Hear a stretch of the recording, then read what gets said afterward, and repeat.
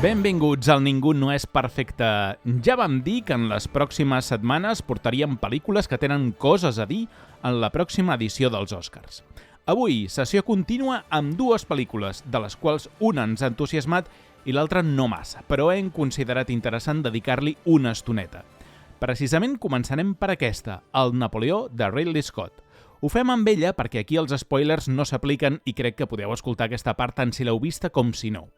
Mentre que la segona pel·lícula, The Holdovers, Els que es queden, hem fet una part sense spoilers i la part final amb spoilers. No és pas el tipus de pel·lícula que els spoilers et puguin espatllar l'experiència, però hem preferit fer-ho d'aquesta manera pels que ja l'hagin vista o els que vulguin anar més enllà de la part sense spoilers.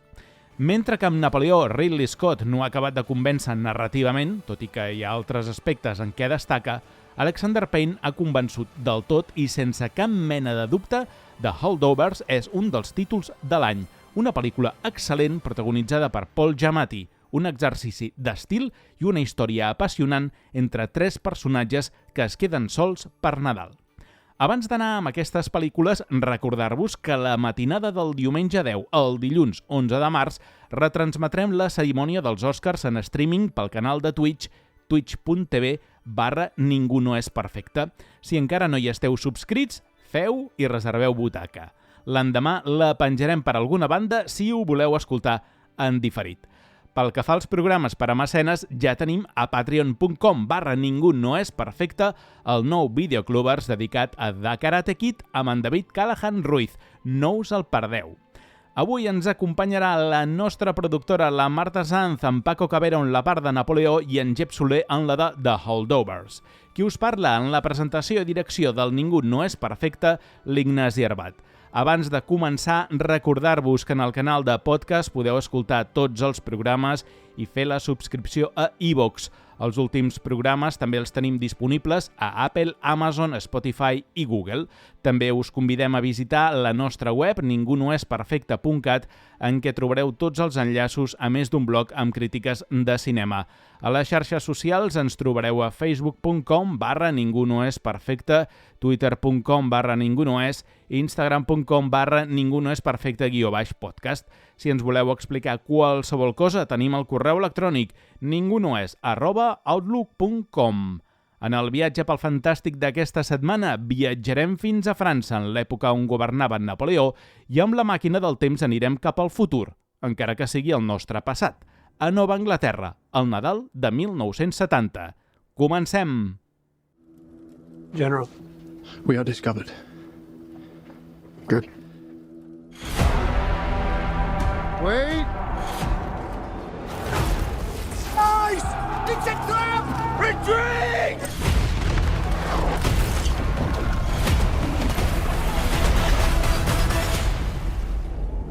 I'm not built like other men.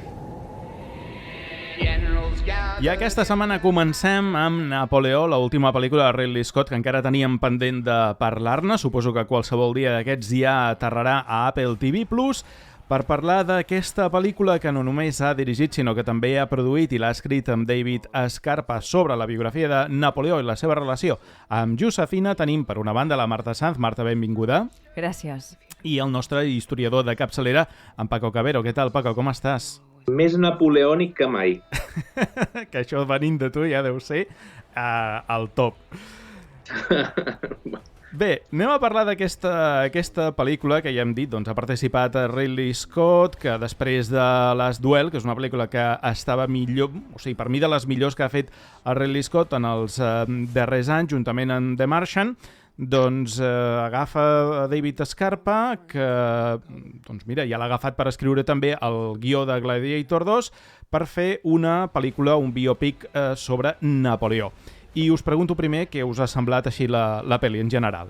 Marta o jo? Tu mateix, si vols. M'ha semblat fluixa. Fluixa perquè... mira que jo li tinc molta estima en Ridley Scott, vull dir, perquè és un director que ha fet de les pel·lis que més pòsters tinc penjats a casa. Entre ells tinc el pòster de Gladiator, perquè la meva parella, l'Alicia, és molt fan de Gladiator i tenim un pòster de Gladiator a casa. O sigui que és un creador que sempre ens ha agradat. El que passa és que jo crec que ja ha fet en aquesta pel·li lo de para lo que me queda dentro me cago en el convento. vale? Perquè no m'ha semblat una pel·li fluixa i indigna per ell i a lo millor el que està esperant és que veiem la pel·li de 5 hores que estrenarà Apple TV aquest estiu, però si jo amb 2 hores i mitja ja he tingut prou, imagina't amb 5 hores. Fluixa, una pel·li, el que comentaves, The Last Duel és molt millor pel·li, inclús té algun rigor històric millor que aquesta és més fàcil de saber coses, perquè total fa 200 anys de lo de Napoleó, vull dir que hauria de tingut més rigor i més entretinguda. Al final la pel·li és molt avorrida. És el meu resum. A veure, un cop vista, primera, sí que les escenes de batalla són espectaculars, a mi em va avorrir. Em va interessar molt més, ja que hi érem, i ja que en Ridley Scott ha volgut donar aquesta imatge d'un Napoleó graciós, d'entreteniment, doncs veure més escenes de la Josefina i de Napoleó junts, perquè certament fan gràcia. Què és el que pretenia, es veu? Que Napoleó fes gràcia. Els francesos, tota la nació francesa la té amb peu de guerra, perquè Napoleó no ha de fer gràcia. Era un emperador, era un conqueridor, era un estratega, i era una persona que segurament no es comportava tota l'estona com mirem a la pel·lícula. Però per què? O sigui, per què ens indigna tant, no? Si total és cine, o sigui, no hem d'anar a buscar al cine el rigor històric, però alhora, clar, si fas una pel·lícula de Napoleó, una mica de rigor hi ha d'haver. I aquí està la meva dualitat. No sé, estava confosa. Quan vaig acabar la pel·lícula, estava molt confosa. Primera pensava, em falten trossos, i després ja ho saps, que sí que falten trossos de pel·lícula, no? Perquè dura 4 hores, i la que hem pogut veure als cinemes en dura 2 i escaig, no sé quan. I, ostres, en canvi m'agrada els actors. Això sí que li reconec. La seva interpretació a mi m'ha agradat. Però estic amb tu, Paco, que... És que no sé si hem d'anar al cine a saber d'història. Aquesta és la meva pregunta que em feia. No sé si hem de fer-ho, això. I a part, és una història... Només començar ja fa mal, perquè... on està la plaça de la Concòrdia? Per què executen amb la guillotina a una dona que té els cabells com els té quan la van rapar, i tothom ho sap que la van rapar... perquè la guillotina ja tenia la punta Roma i no tallava bé els caps i ja començaven a rapar la gent i la van executar a la plaça de la Concòrdia. Aquí comença la pel·li en un pati d'aquests de la noblesa parisina, però no a la plaça de la Concòrdia. Vull dir, és que comença i dius... I després és el que tu has dit, és una lliçó històrica, rotllo Wikipedia, no ho sé, que explica les coses sense ànima, vull dir, perquè la Vanessa Kirby està molt bé, jo crec que és la que està millor. Estic d'acord. Jo, el Joaquin Phoenix, crec que el Ridley Scott diu haz lo que te salga el rabo, tienes un Oscar, jo no. Pues, no, és que hi ha moments que... Sí. És com l'Anthony Hopkins, que vosaltres sabeu que l'Anthony Hopkins a cada toma fa 2 o 3 interpretacions diferents. Vale? Si veieu els making-ofs de Dràcula es veu clarament. Però després el Camunta o el Coppola van fer una cohesió que tingués lògica amb Van Helsing. Aquí no, aquí és que a vegades fa por, a vegades fa riure, a vegades fa vergonya aliena de dir què està fent aquest home. I no sé, i és el que tu dius, els francesos en peu de guerra pot ser, és que, a veure, el tio era un tirà, era un dictador, però és el general més estudiat a les acadèmies militars de la història, vull dir, algú va fer l'home i aquí és com ridícul.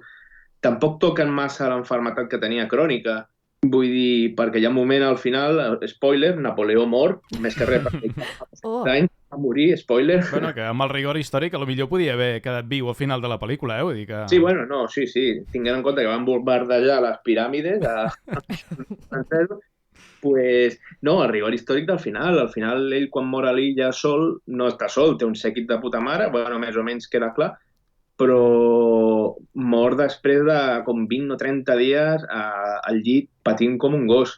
I aquí a la pel·li sembla quan mor el padrino, no? Que està jugant amb les taronges i el padrino mor. I aquí cau de la cadira. I diu, vinga, tio, o sigui, més poètic, sí, però si has volgut tenir un rigor històric que no l'has aconseguit, perquè una altra cosa és quan està allà a Egipte i li diuen, te está poniendo los cuernos, ui, pues me voy a Francia. No, és que el tema és que van venir els anglesos, van veure totes les naus, tots els barcos allà al port d'Alexandria, ben posats un a un i van dir, vamos a bombardear. Clar, el tio va rebre una derrota perquè va aparcar molt bé els barcos allà a Alexandria, però els anglesos se'ls van petar. Doncs no va tornar per a les banyes de Josefina. Vull dir que és un rigor històric raro, perquè si el que tu vols generar és una història d'amor, genera-la bé. És que hi ha un moment que Josefina és que me la suda. Quan es divorcia és que m'és igual. Vull dir, no sé. I a més, l'evolució de la Josefina és poc creïble. Sí. Poc creïble.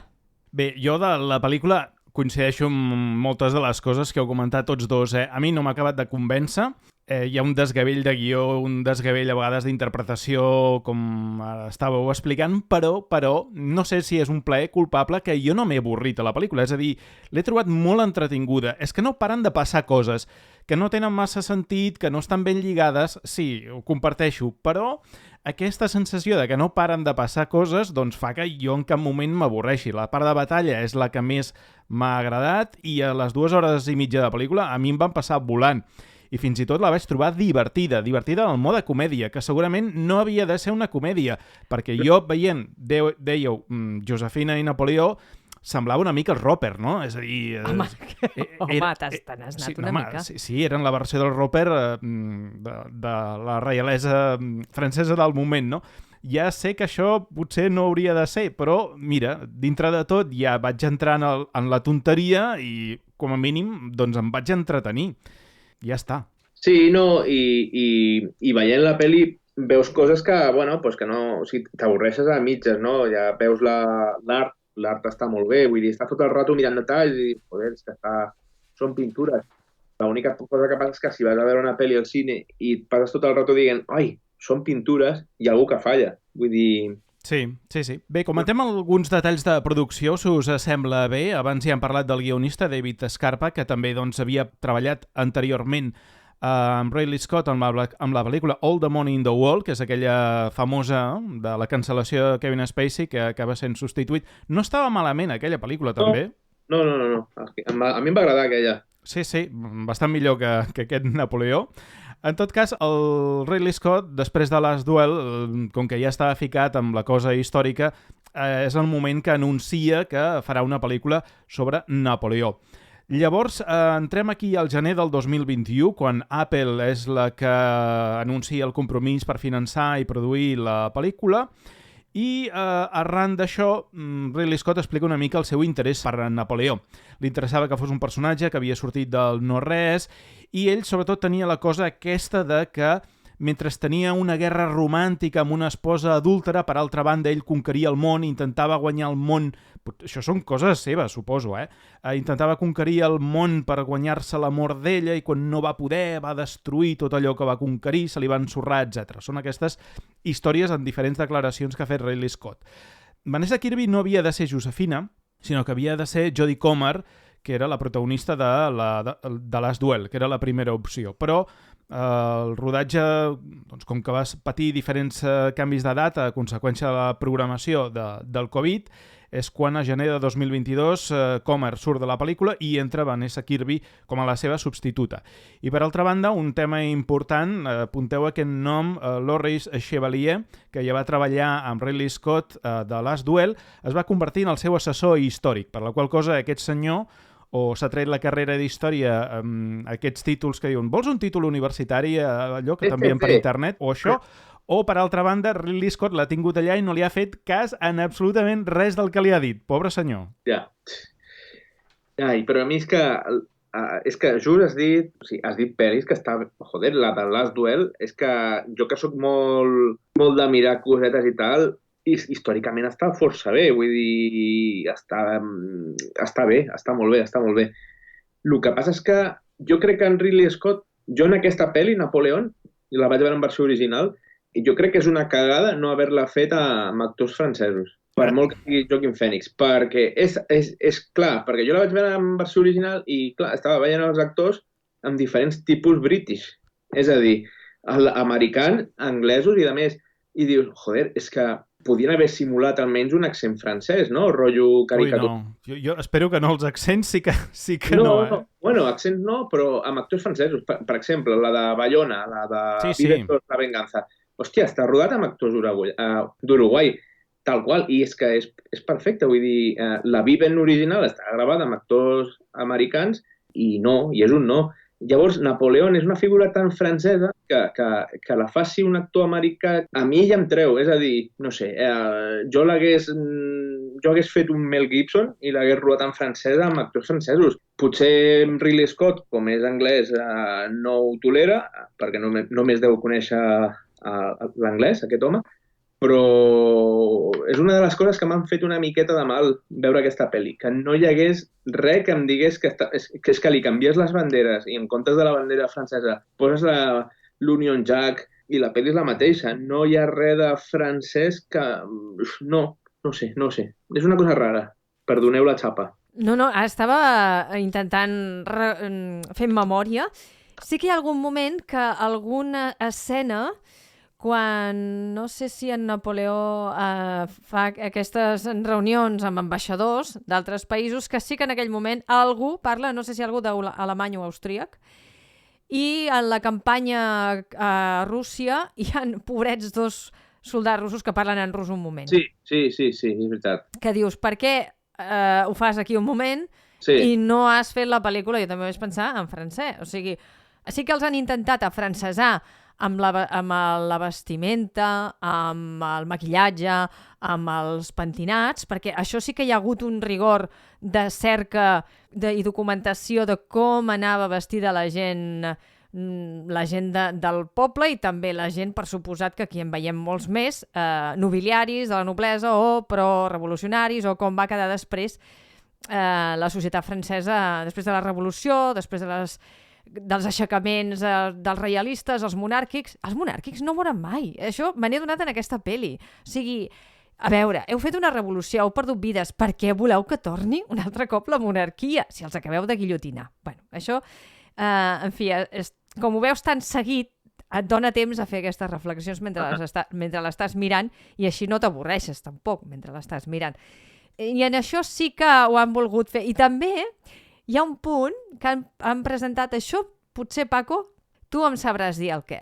Perquè els francesos tenen aquesta fama, aquesta àurea de refinats. I a l'hora de menjar i a l'hora de parlar i les maneres, no? El protocol i les maneres. Aquí s'hi han acarnissat amb en Napoleó, perquè li han dit que és un barroer que no sap ni menjar. I aquí és on penso jo, bueno, mira, han ficat una mica la cullerada en la manera de ser francesa, allò que ens ha arribat, no?, d'aquests protocols i aquestes bones maneres a taula, com a mínim. Sí, no. Vamos, el que acabes de dir, 100%. Vull dir que...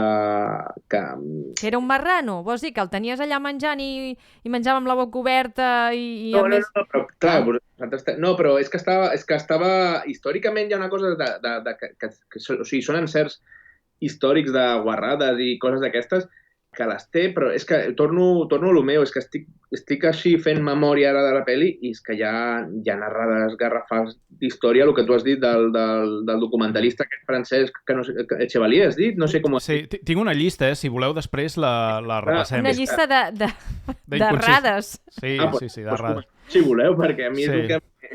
En Paco s'està fregant les mans.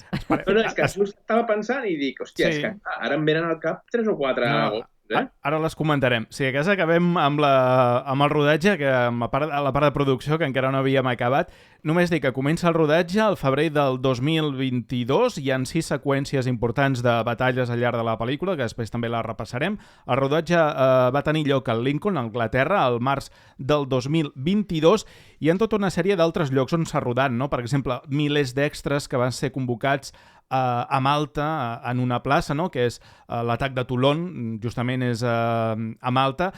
Allà també la gent diu que es va rodar molt de pressa perquè Ridley Scott no li agrada gastar més diner del necessari i, per tant, doncs el rodatge va anar a una velocitat espectacular. Tenim totes les localitzacions de palaus i mansions que apareixen a la pel·lícula són d'Anglaterra. Concretament en trobem a Boughton House, a Northamptonshire, que és un palauet que es va construir al segle XVIII per un francòfil, és a dir, està a Anglaterra però d'aquest aire de construcció i que representa el xató de Napoleó. Llavors tenim també mobiliari realment molt especial que l'han tret. Per exemple, hi ha un llit del Museu Victoria and Albert a Anglaterra, és un museu espectacular, i es veu que en aquell llit ningú podia apropar-s'hi més d'1 metre, no? És a dir, es mantenia aquesta franja no hi podies accedir, però estava l'Atrezzo allà de fons. I per altra banda, una de les coses que també són bastant divertides de la pel·lícula és la construcció de la banda sonora, que tenim a Martin Phillips, que l'ha compost, i Ridley Scott li va posar com a referència la banda sonora de Barry Lyndon, la pel·lícula de Stanley Kubrick del 1975. El que passa que, si vosaltres sabeu, Barry Lyndon no té banda sonora, és a dir, Kubrick es va nodrir d'una sèrie de música composada per aquella època que ell va seleccionar i va ser editada. No té compositor de banda sonora estrictament parlant. O sigui, no sé si Ridley Scott ho sabia o no, però volia aquella cosa Barry Lyndon. Segur que no ho sabia. No, de fet, la cançó és la Sarabande, no? La de Händel, la que surt a Barry Lyndon, que és la famosa. Sí. Que té un anunci de Levi's, de gent travessant parets. Imagina't. Sí, sí.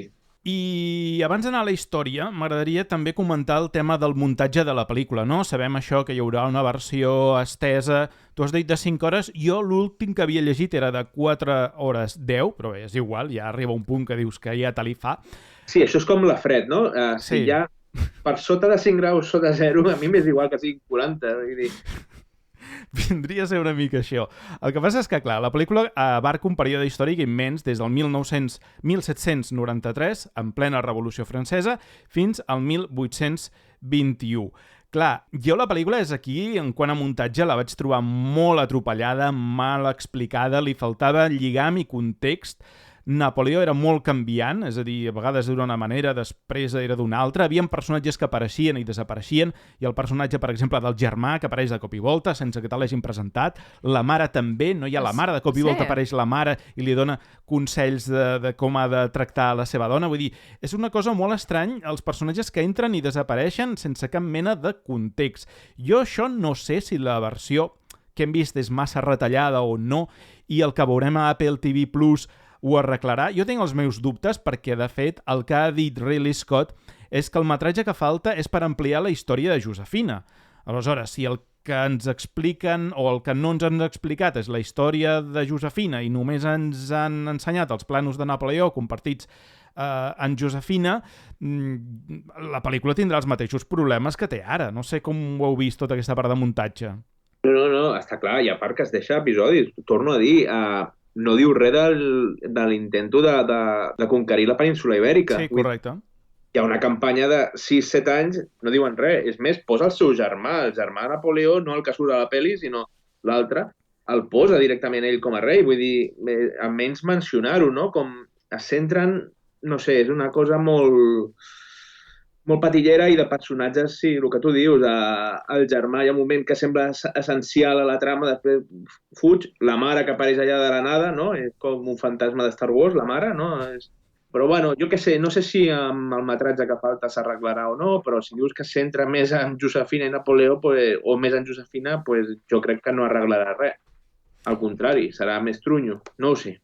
A més, un trist paper, el de la mare, perquè jo crec que és l'excusa per acabar de definir aquesta personalitat que li dona la pel·lícula de Ridley Scott, de Napoleó immadur, egocèntric, una mica sàdic i aviciat per la seva mare, és a dir, a les faldilles de la seva mare. Perquè hi ha un moment, em penso que després no sé si és la batalla de Tolosa, o de... una de les primeres, que ell acaba de, diguéssim, s'acaba de proposar per portar la que està al costat de Marsella, Toulon. La de Toulon, que porta l'artilleria i acaba per derrotar els britànics, i aquella revifada dels reialistes, no?, d'aquella revolta.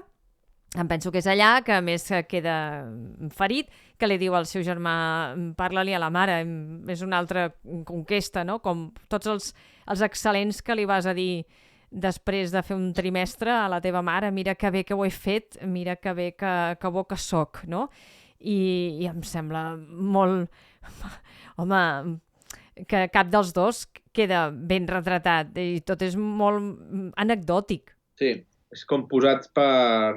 Quan veus una obra de teatre, no? Que hi ha personatges que desapareixen al primer acte i ja surten al final per rebre aplaudiments, doncs el mateix. Bé, anem a parlar, si voleu, ja de la història, de la inexactitud històrica de la pel·lícula. I, bueno, tu, Paco, tenies una llista, jo també en tinc una altra, no sé, a veure si anirem compartint... No, a veure, no es tracta d'aquí d'anar-ho dient tot, perquè potser ja ens centraríem només això, no? Però sí que és veritat que els historiadors s'han queixat sobretot això, que hi havia molts èxits de Napoleó no militars que no estan a la pel·lícula, igual que tampoc reflexa aquesta popularitat o el motiu de la popularitat que tenia Napoleó entre el poble francès. I per altra banda, sobretot el retrat que fa del personatge, no? És a dir, el mostra com un soldat rude i maleducat i diuen que ell no era així, sinó que el tio era un il·lustrat que tenia passió per la literatura i que era una persona intel·ligent, cosa que no es desprèn del que tu veus a la pel·lícula. No, de fet, la mare era italiana. Bueno, ell era de Còrsega, no? Ell era de Cors. Es diu Cors en català? Sí. És igual que el grup de Dublín. Sí. De Cors. Però vale. amb una O. Vale. No, el tema és que la mare era italiana i em sembla que era italiana la mare o era el pare l'italià, ara no ho sé, bueno, però era com una família super distinguida, vull dir, els Bonaparte, i clar, és el que tu dius, que sembla Cobra, sembla l'Stallone Cobra al principi, i diu, joder, no, el tio era refinat, de fet, tots els germans eren molt refinats amb història, o sigui, amb històries, amb carreres universitàries. Sí. No sé, eren l'exponent màxim de la il·lustració, no? Vull dir, del coneixement, vale que el tio era artiller, després general, vale, tot el que vulgui, però l'ha convertit en una mica, al principi era molt máximo décimo, no? Soc un militar i me cargo todo. Bueno, no, clar. Bé. Abans esmentaves el tema de les piràmides, no? Que hi ha un moment que dispara contra les piràmides de Gizeh. Clar, diuen que Napoleó tenia una gran estima a l'Esfinx i a les piràmides i que això no se li hagués ocorregut mai de la vida destruir monuments històrics. De fet, hi ha la frase aquella, no?, de 5.000 anys os contemplen. Vull dir que el tio estava enamorat de la cultura egípcia. Vull dir que no... Per això volia apropiar-se, no?, d'Egipte com a tal per portar-ho al Regne de França. Bueno, al Regne de França, al seu imperi. Vull dir que no, és que és insòlito, no?, el de disparar contra les piràmides, mare meva. Abans esmentaves també el tema de Maria Antonieta, no?, que aquí està amb el cabell arrinxolat, perquè l'espectador... Bueno, arrinxolat no és encrespat. Sí, bé, perquè l'espectador l'identifiqui. En tot cas, és que ell no hi era en aquell moment, perquè justament va coincidir amb l'atac a Toulon. O sigui, que ell estava a Toulon, no estava a París en el moment de l'execució de Maria Antonieta. I, per altra banda, tampoc la trobada en Wellington tampoc va existir. O sigui, mai es van arribar a conèixer l'un a l'altre. Per no parlar també sobre la seva relació amb Josefina, com va ser el seu divorci, que va ser amb dates que no són les que veiem a la pel·lícula, i per altra banda, quan Josefina mor, que al final això acaba sent a la pel·lícula, ell està exiliat a Elba, està un any allà i s'entera de la mort de Josefina, i això li suposa doncs, aquesta empenta per tornar, no? És a dir, això no va ser així, és a dir, Josefina va morir abans, un dia abans de l'exili de Napoleó, i per tant no va ser un factor perquè Napoleó decidís marxar d'Elba, no? Clar, vull dir que no... Que sí, que és que... En fi, que hi ha moltes bordes d'aquestes. Però és curiós que sí que et mostren l'agonia de Josefina, no?, malalta, en canvi no ens han mostrat l'agonia de Napoleó malalt. Clar.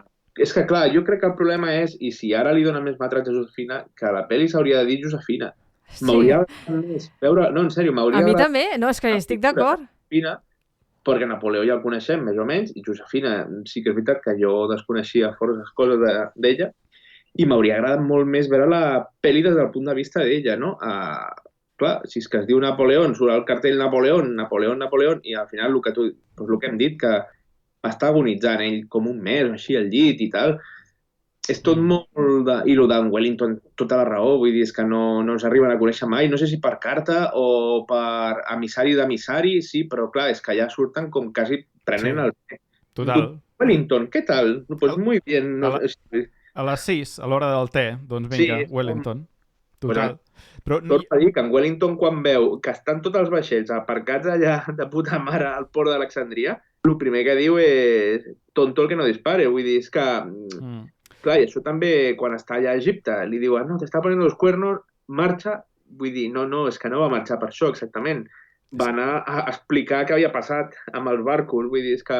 Ai, Déu meu. Doncs en Ridley Scott encara perpetua aquesta idea, perquè en l'entrevista que li han fet per Rotten Tomatoes diu, em sembla increïble encara que Napoleó marxés, un home tan estratega, no? Militarment eficient i ambiciós, marxés d'aquesta campanya per retrobar-se amb la seva dona perquè algú li ha dit, algú de confiança, que li està sent infidel. I penso, home, perquè...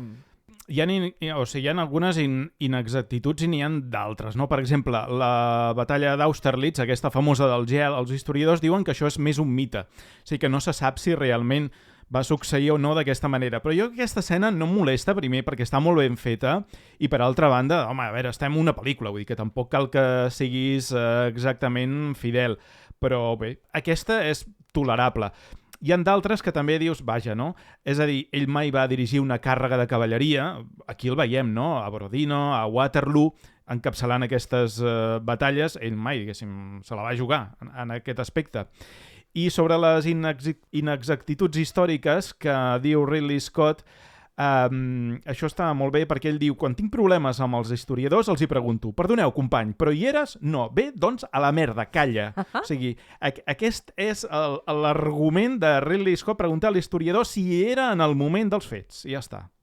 Això també, ara estic posant un altre personatge històric, era el Che Guevara, deia algo així com dime lo que has visto, no me digas lo que te han dicho que han visto. Vull dir, és una mica això, no? Total, sí. Bé, en fi, que ell entre això i les crítiques que ha fet als francesos, vull dir que ha fet molt amics entre els historiadors i els francesos amb aquesta pel·lícula. No, a mi la por que em fa és Gladiator 2. Ja, això vull un especial de 4 hores. A mi em fa molta por, moltíssima. I ja, és que surt en Denzel Washington també, que jo li tinc molta estima, però per l'Equalizer i punto. Vull dir, sí que és un actor que a mi em molesta més que m'agrada, i hi ha moltes pel·lis en Denzel Washington que m'agraden, però a Gladiator 2 és que no el veig. És que no... A part, és afroamericà, és que té una barreja mestissa en Denzel Washington. Els negres que hi havia a l'època de Roma eren negres de veritat, no eren barreja. O sigui, és que no sé què farem. No sé, és que això és com quan van fer Ben-Hur i va sortir amb Morgan Freeman. No sé si ho vau veure l'última de Ben-Hur. No, jo ni l'he vista, aquesta. Era un vòmit, aquella pel·li. Sí, bueno, en fi, és que em fa molta por Gladiator 2. Ja està. En fi. Bé, sí, queda dit, ens fa por a tots i veurem a veure què n'acaba sortint.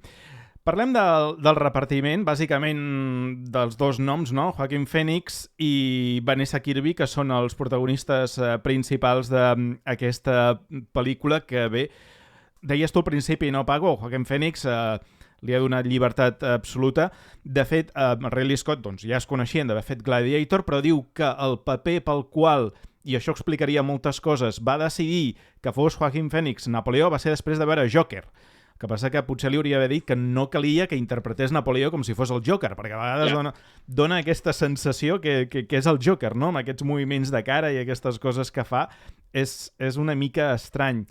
I, no sé, un munt d'escenes improvisades que li va deixar a l'actor fer, no? Aquests maniqueismes, aquestes coses que té, no? Allò que un moment que entra a la seva habitació de Josefina, que va com de puntetes, l'altre moment que es fica sota la taula, que això també va ser improvisació en aquell moment, i va, tu, segueix rodant, a veure què passa, no? Vull dir, són escenes, són ridícules, a veure, no ens enganyem, no? Sí, completament. Vull dir, a part és que la figura de Napoleó és molt solemne, vull dir, que li dona aquest el que tu has dit, ha jokeritzat el mite, no? La figura... Però bueno, digues, Marta, que t'he tallat, perdona.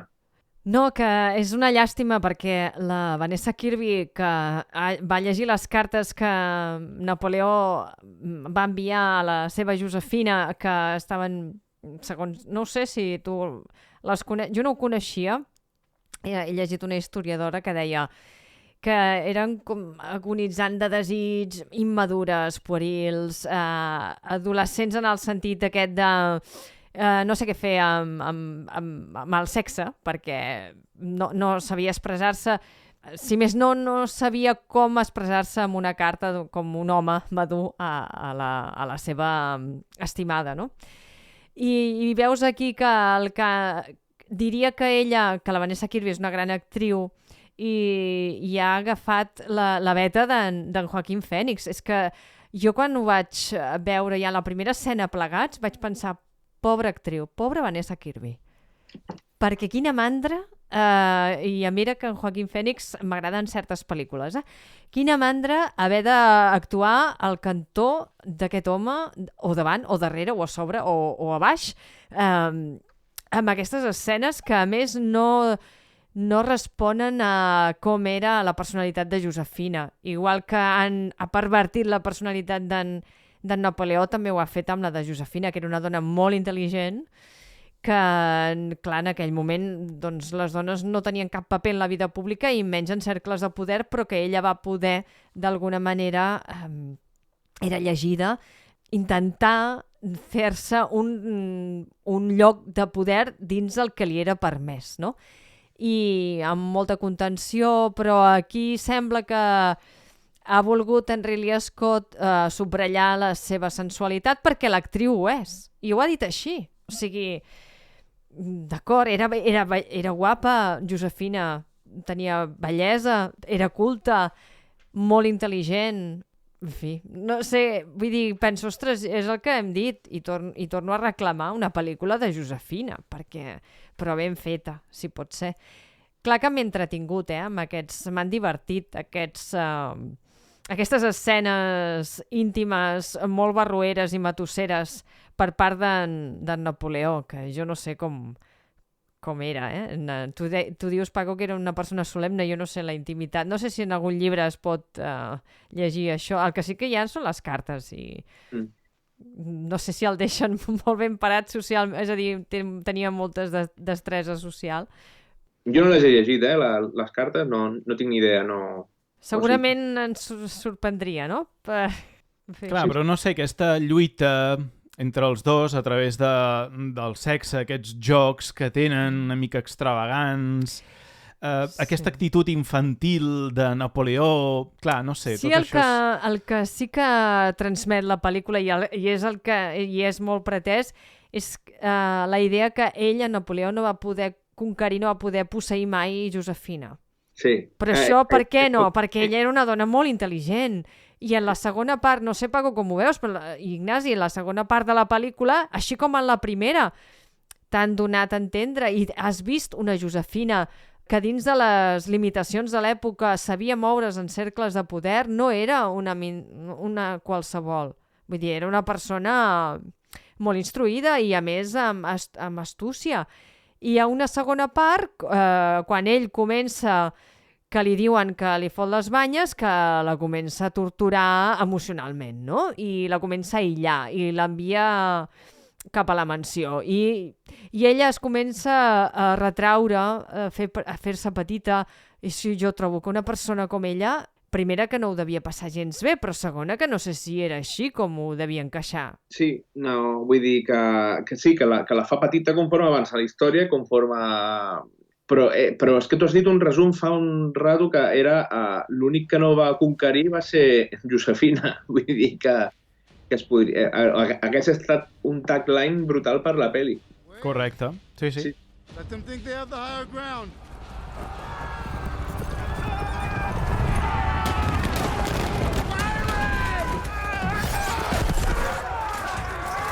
Send in the infantry! Take their position on the higher ground!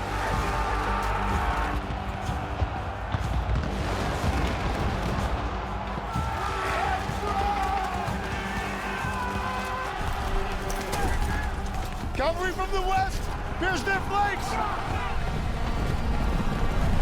Abans d'anar al tema de les batalles, que és un tema relacionat i que estarà bé, parlem una mica dels cavalls, perquè la companyia que s'ha encarregat, i aquí hem fet declaracions que crec que són bastant interessants, hi ha una companyia, una empresa especialitzada en entrenar cavalls per a pel·lícules, que és The Devil's Horseman. Sembla una mica el que passava aquella pel·lícula, no?, del Jordan Peele, doncs aquella empresa, doncs seria això, aquestes empreses existeixen i la que ha portat a terme aquesta pel·lícula és aquesta, The Devil's Horseman, i en aquest cas ens parla que ens expliquen que la majoria del que veiem a pantalla s'ha rodat en càmera, no?, que els efectes visuals digitals es reserven només en les escenes en què els cavalls estan mutilats, cauen o es fan mal, però a tota la resta d'escenes els cavalls no són digitals, són cavalls de veritat. I ens expliquen que l'última vegada que van arribar a treballar en 100 cavalls sencers en un set de rodatge va ser a Joc de Trons. Per això també totes aquestes escenes llueixen la mar de bé. Podem patir pels cavalls a la batalla d'Austerlitz, que és aquest on hi ha el batalló de la cavalleria russa que va cap al gel i allà doncs s'enfonsen, no? Diu que mai, o sigui, evidentment els cavalls, o sigui, allò no és digital, allò es va fer de veritat i no havia gel, vull dir, es va construir un tanc d'aigua amb una rampa i en aquesta rampa els animals podien nedar i aleshores, enfocat la càmera des de baix, crea aquesta il·lusió que estan els cavalls submergits a sota l'aigua, però estaven la mar de bé, o sigui que en aquest cas un aplaudiment que tot això s'hagi fet amb efectes pràctics i per això llueix també, torno a repetir. Sobre Joaquin Phoenix, ell només havia muntat a cavall a una pel·lícula, que és un western, que és de Sister Brothers, i diu que no va trigar gens a tornar-li a agafar la cosa de saber muntar. I si teniu, doncs, ja que hem parlat dels dos protagonistes, també parlant dels protagonistes eqüestres, en aquest cas són 5 cavalls els que monta Joaquin Phoenix, un es diu Eclipse, Gasper, Borodino, Fandango i Tornado, vull dir que aquests també tenen el seu mèrit, aquests cavalls. Es veu que quan muntava a cavall li deien Jockey Phoenix. Et trobava a faltar avui, Paco, amb la... Sí. Bueno, encara ha trigat prou. Sí.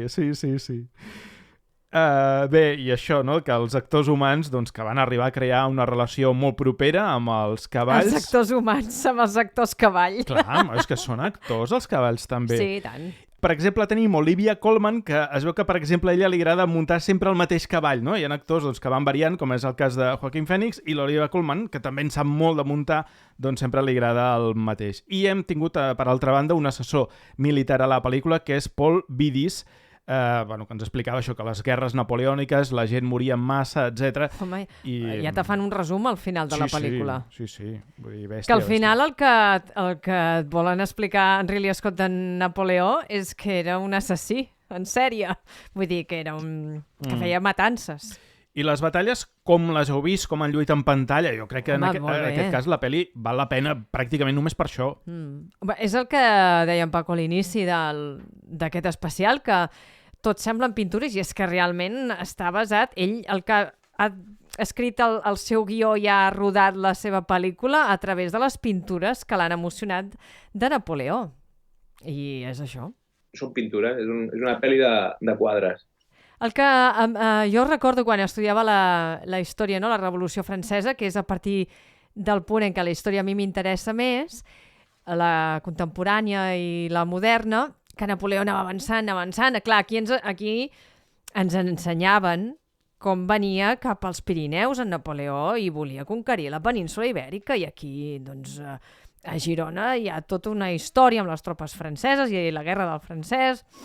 I llavors, quan va enfilar cap a terres de Rússia, no?, com va ser un desastre i mortífera. I clar, jo pensava que no hauria arribat a la pel·lícula, sembla que gairebé ho té a tocar. I jo dic, però jo crec que es va quedar molt abans. I a més els seus soldats morien de fred i morien de fam i morien de malaltia. Clar, no és tan èpic com el que veiem aquí. Aquí és d'una èpica espectacular. Bueno, però això, si teniu en ment Gladiator, quan el fereixen li fan la ferida, està a Alemanya, vale? I arriba a Mèrida amb un cop de cavall.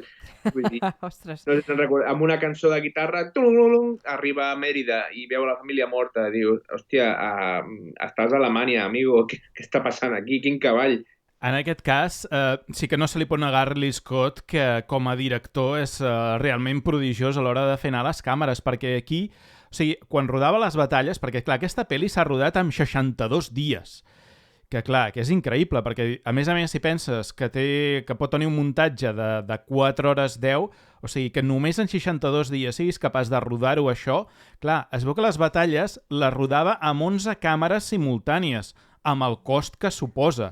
És a dir, la seva mentalitat a l'hora de rodar és fer servir el màxim de recursos en el mínim temps. O sigui, la clau és el mínim temps. Te gastes el que sigui 11 càmeres, que és una brutalitat, i clar, rodes des de diferents angles, de diferents punts de vista, i aleshores tu potser amb una sola presa ja ets capaç de crear tot el muntatge d'aquesta seqüència, no? Vull dir que en aquest cas no se li pot negar, i de batalles en veiem un total de 6, la de Toulon, la de les piràmides, Austerlitz, la campanya de Rússia, la batalla de Borodino i la derrota de Waterloo. Per mi totes elles són espectaculars, visualment són meravelloses, em semblen prodigioses.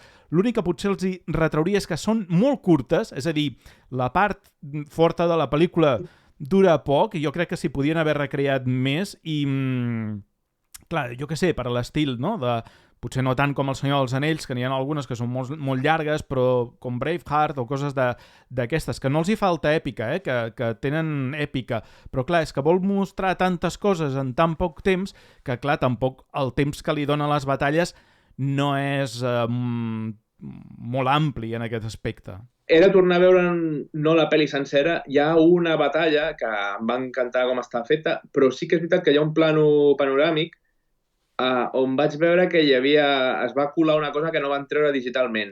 I és com uns monigotes 5 o 6 que estan a la meitat de la pantalla, de la batalla, que estan estàtics, i són com 2 vegades a una persona humana de gran, i estan allà estàtics, i és com, no l'heu borrat digitalment, i ho he de veure un altre cop per fer una captura o alguna cosa, perquè em va xocar molt a la pantalla gran. Quina batalla? Crec que és l'última, la de Waterloo, crec. I abans d'acabar, tu, les batalles, Marta, què t'han semblat? Molt ben rodades. Algunes m'agraden més que d'altres. Com a mínim saps qui són els britànics i els francesos en això, però això també, a banda de mèrit de com estan rodades, de tota la part de disseny, de producció i de vestuari, que han fet una feinada increïble.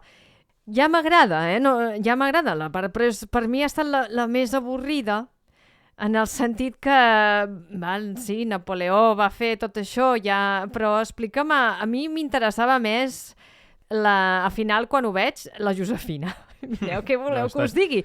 I una altra cosa, que la part política no hi surt. Sí que s'esmenta, passa molt de passada, és com talls, no? És com clips, són com aquests petits vídeos que ara fan veure els nanos a l'institut, un clip de com va aconseguir Napoleó ser cònsol.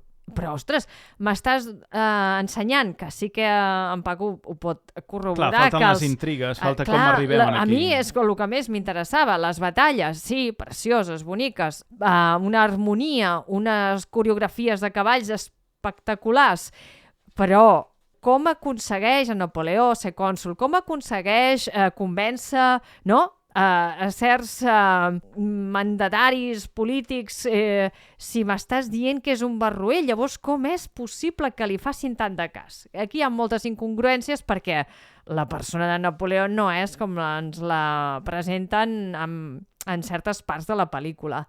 Llavors, l'hauria d'haver rodat l'Aaron Sorkin. I no haguessin estat 4 hores, sinó moltes més, perquè amb tots els diàlegs, no? Però sí que és cert que els personatges històrics que apareixen, que són retolats amb cairons, us ho vau adonar, d'aquesta mena de llibertat artística, allò sortia tal, doncs posaven el seu nom, no? Com per dir, me l'apunto aquest i miraré després a veure quin paper va tenir en la història. Doncs perquè no et perdessis, te'ls anaven retolant, no? Però, clar, aquesta part més de despatx, més de la intriga i de negociació política, se l'ha saltat i llavors a mi em falta context per dir-me que aquella campanya, com és possible que tirés endavant, amb el suport de qui exactament, no? Ja que hi som i fas una pel·li tan llarga i per un públic adult, doncs explica'ns-ho amb ets i uts, vull dir, explica'ns-ho bé.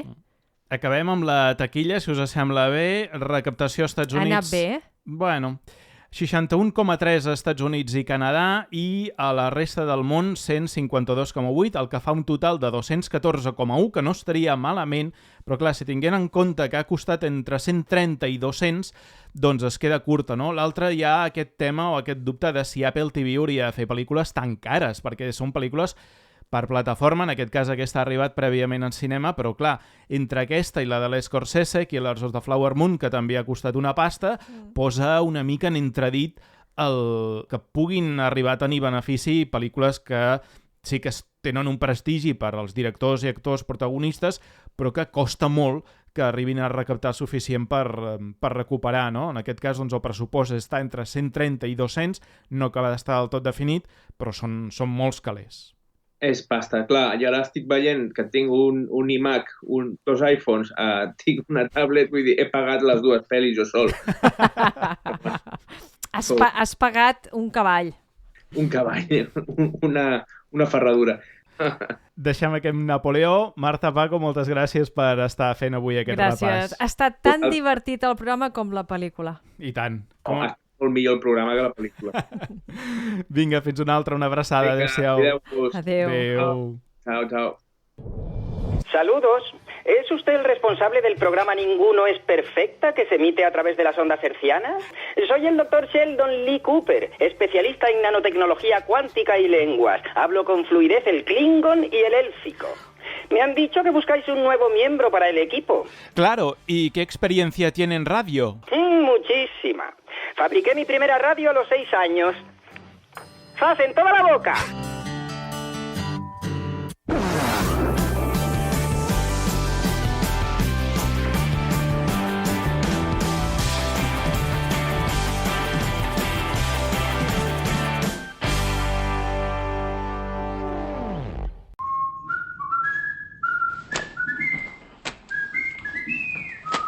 Sir, I don't understand. That's glaringly apparent. I can't fail this class. Oh, don't sell yourself short, Mr. Coates. I truly believe that you can.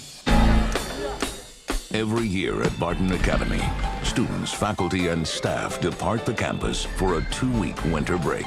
But there are always an unfortunate few who have nowhere to go for the holidays. They're known as the holdovers. Mr. Hunnam. Hello, Mary. I heard you got stuck with babysitting duty this I avui comencem amb The Holdovers, o Los que se queden, com s'ha traduït aquí a aquesta pel·lícula, dirigida per Alexander Payne, i per fer-ho tenim per una banda en Jep Soler. Què tal, Jep? Com estàs? Hola, molt bé. Encantat d'estar aquí amb vosaltres. I la Marta Sanz. Marta, benvinguda. Gràcies. Jo encantada de compartir aquest moment amb en Jep. Doncs va, anem a parlar d'aquesta pel·lícula, una de les que potser millors pel·lícules del 2023, sense cap mena de dubte, que aquí ha arribat a gener del 24, a veure si ens recordem l'any que ve quan fem les llistes, perquè això, les pel·lícules que acaben en aquestes dates és una mica problemàtic. En tot cas, és una pel·lícula que barreja una mica de comèdia, drama, amb pel·li de Nadal, dirigida per Alexander Payne, com comentava abans, i protagonitzada pel Paul Giamatti, amb el qual es torna a reunir després d'Entre copes. Fa poquet va rebre el premi de ser una de les 10 millors pel·lícules del 2023 per l'American Film Institute, i segurament alguns premis s'enduran aquesta temporada que comença ara mateix. Us pregunto, Jep, Marta, si voleu en aquest mateix ordre, què us ha semblat la pel·li? Home, a mi m'ha semblat fantàstica, molt bé. Vull dir, es torna al cinema d'abans, diguéssim, no? És un cinema d'antes, que diríem. És com donar molta importància al guió, molta importància als personatges i a uns actors que ho fan fantàsticament bé. És a dir, que tot el que volen transmetre en el guió es transmet perfectament a la pantalla i molt ben acurat tot, molt bon ritme. Te sentes allà, vas mirant i va passant la pel·lícula com aquell que no vol.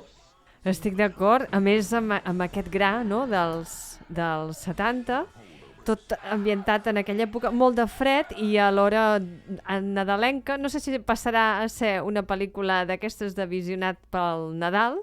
En tot cas, per mi, memorables les escenes del professor amb la cuinera, d'aquest institut, aquest internat de gent benestant, de fills de famílies nobles i pudents. És d'aquestes pel·lícules que tu estàs esperant i desitges que passi una cosa que ara en parlarem que ha de passar i t'ho fa suar i a mi m'ha agradat molt i alhora l'aventura i alhora persones que estan soles per algun motiu a la vida i m'ho he passat molt i molt bé. Ara que dius això del gramatge, abans d'entrar, perdona, Ignasi, amb l'argument i tot plegat, em fa gràcia perquè els que venim de treballar en un cinema també i de veure bastant cinema, quan hi ha aquell moment que comença la pel·lícula, que aquest gramatge està més marcat en els títols de crèdit, que fan servir els logos antics de Miramax o de les productores, i a més, si us hi fixeu, els títols de crèdit tremolen. És a dir, a l'època digital i les lletres les lletres que dèiem abans, no haurien de tremolar. I en canvi ja tremolen, perquè és com si ho passessis amb 35 mil·límetres, que les lletres sempre les veies amb una mica de tremolor. Doncs aquella gent que s'hi vulgui fixar veurà que en la presentació, després el gramatge durant la pel·lícula ja el va perdent una mica. Al principi l'augmenten molt per donar aquest toc de pel·li dels anys 60-70, però si us hi fixeu veureu com té tremol les lletres, que ho vaig trobar molt, molt interessant. Això, haver treballat de projeccionista fa que et fixis en coses més rares, també. Jo això m'hi fixo i em sembla meravellós que tremolin les lletres perquè, a més, d'edicions de pel·lícules antigues avui en dia que surten en 4K Ultra HD, també, si us fixeu, moltes vegades, la majoria, les lletres tremolen. Jo crec que potser hi ha tota una generació que no sap que això passa, que deu pensar que hi ha algun problema en aquella edició del format físic. O sigui, n'estic completament convençut. Home, tenim un aquí de jove que va dir això es veu malament. Clar. Sí, és com ara quan fan pel·lis de 4:3, que la gent es pensa que ho fan perquè no tenien, jo què sé, per qualsevol excusa i tot té un sentit a la vida, no? Al principi. Sí, bé, hi ha de tot. Aquí ho podríem discutir a vegades si és una cosa artística amb alguna funció narrativa o simplement és perquè vull ser artista i ho faig així. Però bé, això seria un altre tema. Home, sí, això no obrirem pas ara, això. No, ara no entrarem en aquest meló. En tot cas, parlem, doncs, això d'Alexander Payne, que va fer Entre copes el 2004, The Descendants el 2011, Nebraska em sembla que és del 2013, si no m'equivoco, però vaja, també parlàvem d'Election, no?, que és una pel·lícula més antiga que totes aquestes, que també passava en una escola, aquí n'és una altra, i potser l'última que va fer, un downsizing, que tampoc és que... no estava malament, però tampoc me va entusiasmar massa aquesta del 2017. I en aquest cas aquesta pel·lícula és això, una mena de retrat també dels Estats Units dels 70, no?, aquest d'Estats Units en una guerra del Vietnam que s'està acabant i no, o sigui, una mica tot plegat, les conseqüències, com també fa aquest retrat dintre de la societat americana de l'època i tot això explicat des del punt de vista d'un professor i el seu alumne adolescent. Llavors, ara explicarem una mica com s'acaben trobant, no? Però jo crec que potser també el que li funciona millor a vegades a Alexander Payne com a director és propostes amb històries menys ambicioses, més senzilles, més independents. Jo crec que aquest aspecte, ell com a director, és el que li sol funcionar millor. I en aquest cas agafa aquest concepte també del que és el professor inspirador, que hem vist a moltes altres pel·lícules, a moltíssimes, no? El Club dels Poetes Morts, per exemple, seria alguna. En aquest cas, per això, ens trobem no davant d'un Keating, sinó al contrari, un professor rondinaire que és odiat no només pels alumnes, sinó per tot el professorat. Ja després ho explicarem.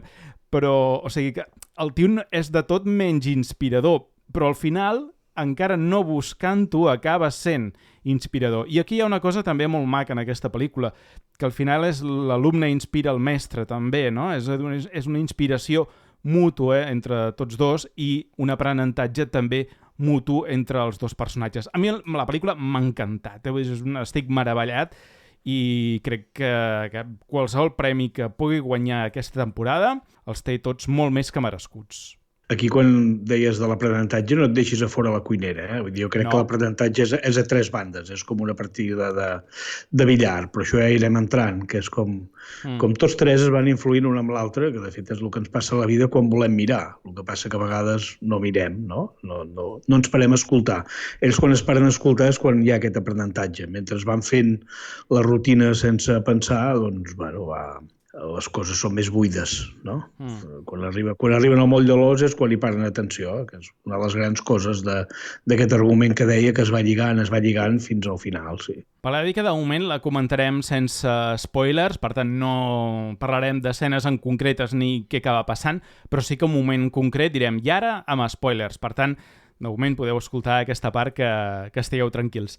Marta, no sé si vols comentar alguna cosa més d'això que estaven dient. No, se m'acudia que el que deia ara en Gem, no? Que aquest argument que es va lligant i aquesta relació que es va construint entre tots tres i que es van entenent i es fa globs de whisky també.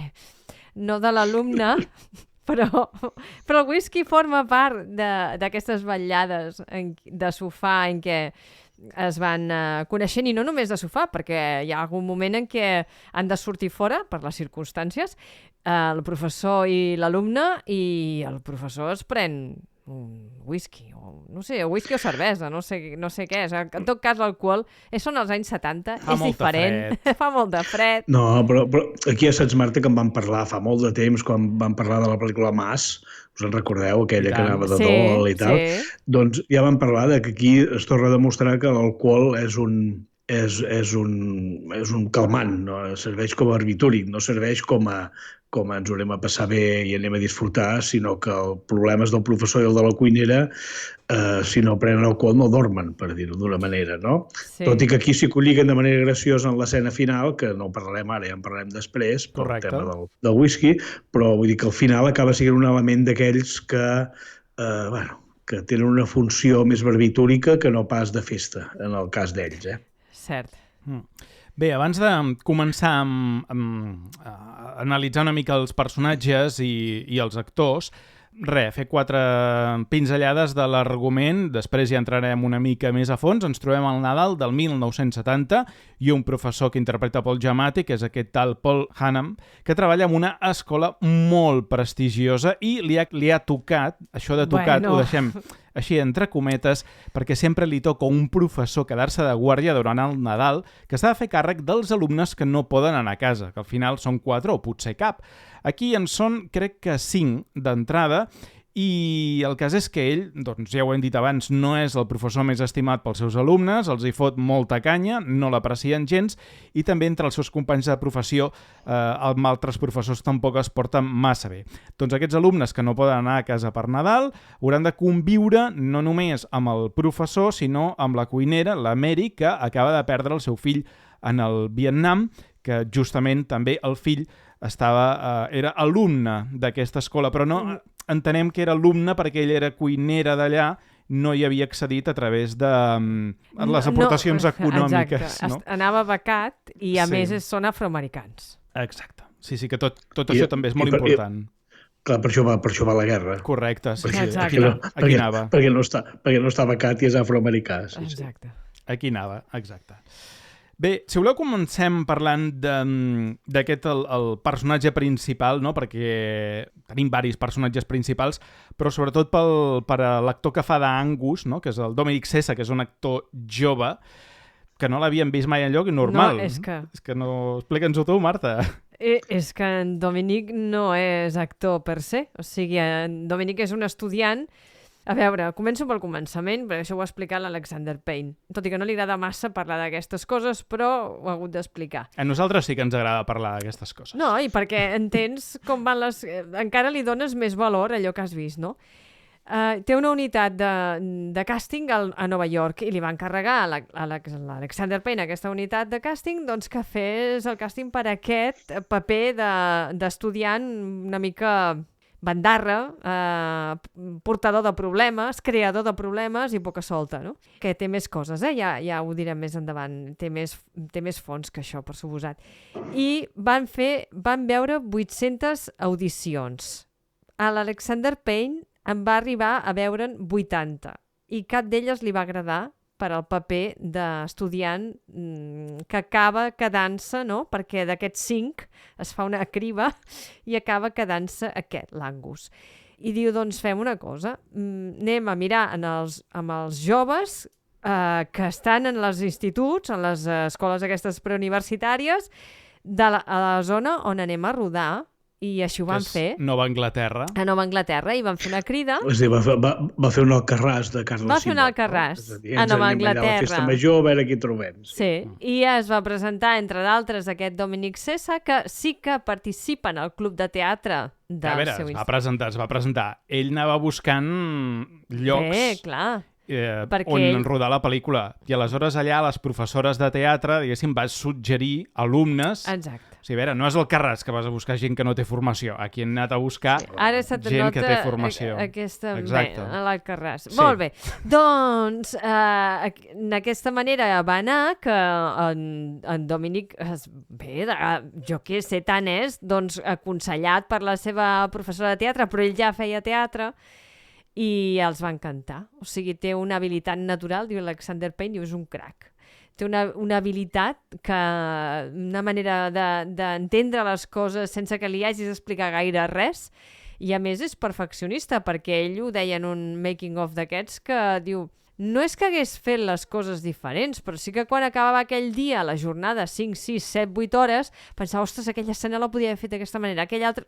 Vull dir que ell mateix ja s'imposava una mica aquesta de perfecció quan no és actor professional, però suposo que ara el futur immediat ha cridat l'atenció, com a mínim.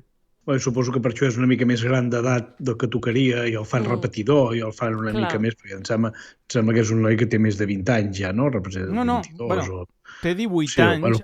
Ara té 18 anys. Jo no sé si quan va fer la pel·lícula en devia tenir 17, perquè ell era alumne d'una d'aquestes escoles.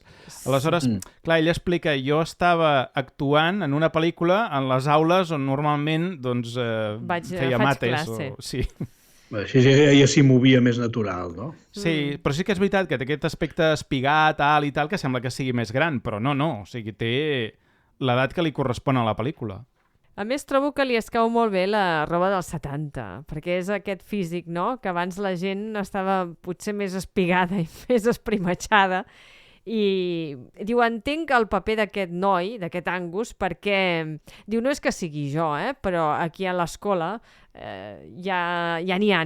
Vol dir que ja ho pot captar molt bé i expressar-ho perquè ja té col·legues o companys o això de classe que tenen problemes, no? I a més, no sé si són tot nois o... No, actualment no, però aquí sí. Aquí sí, en aquesta escola sí, en la realitat tant és, vull dir que els problemes es comparteixen.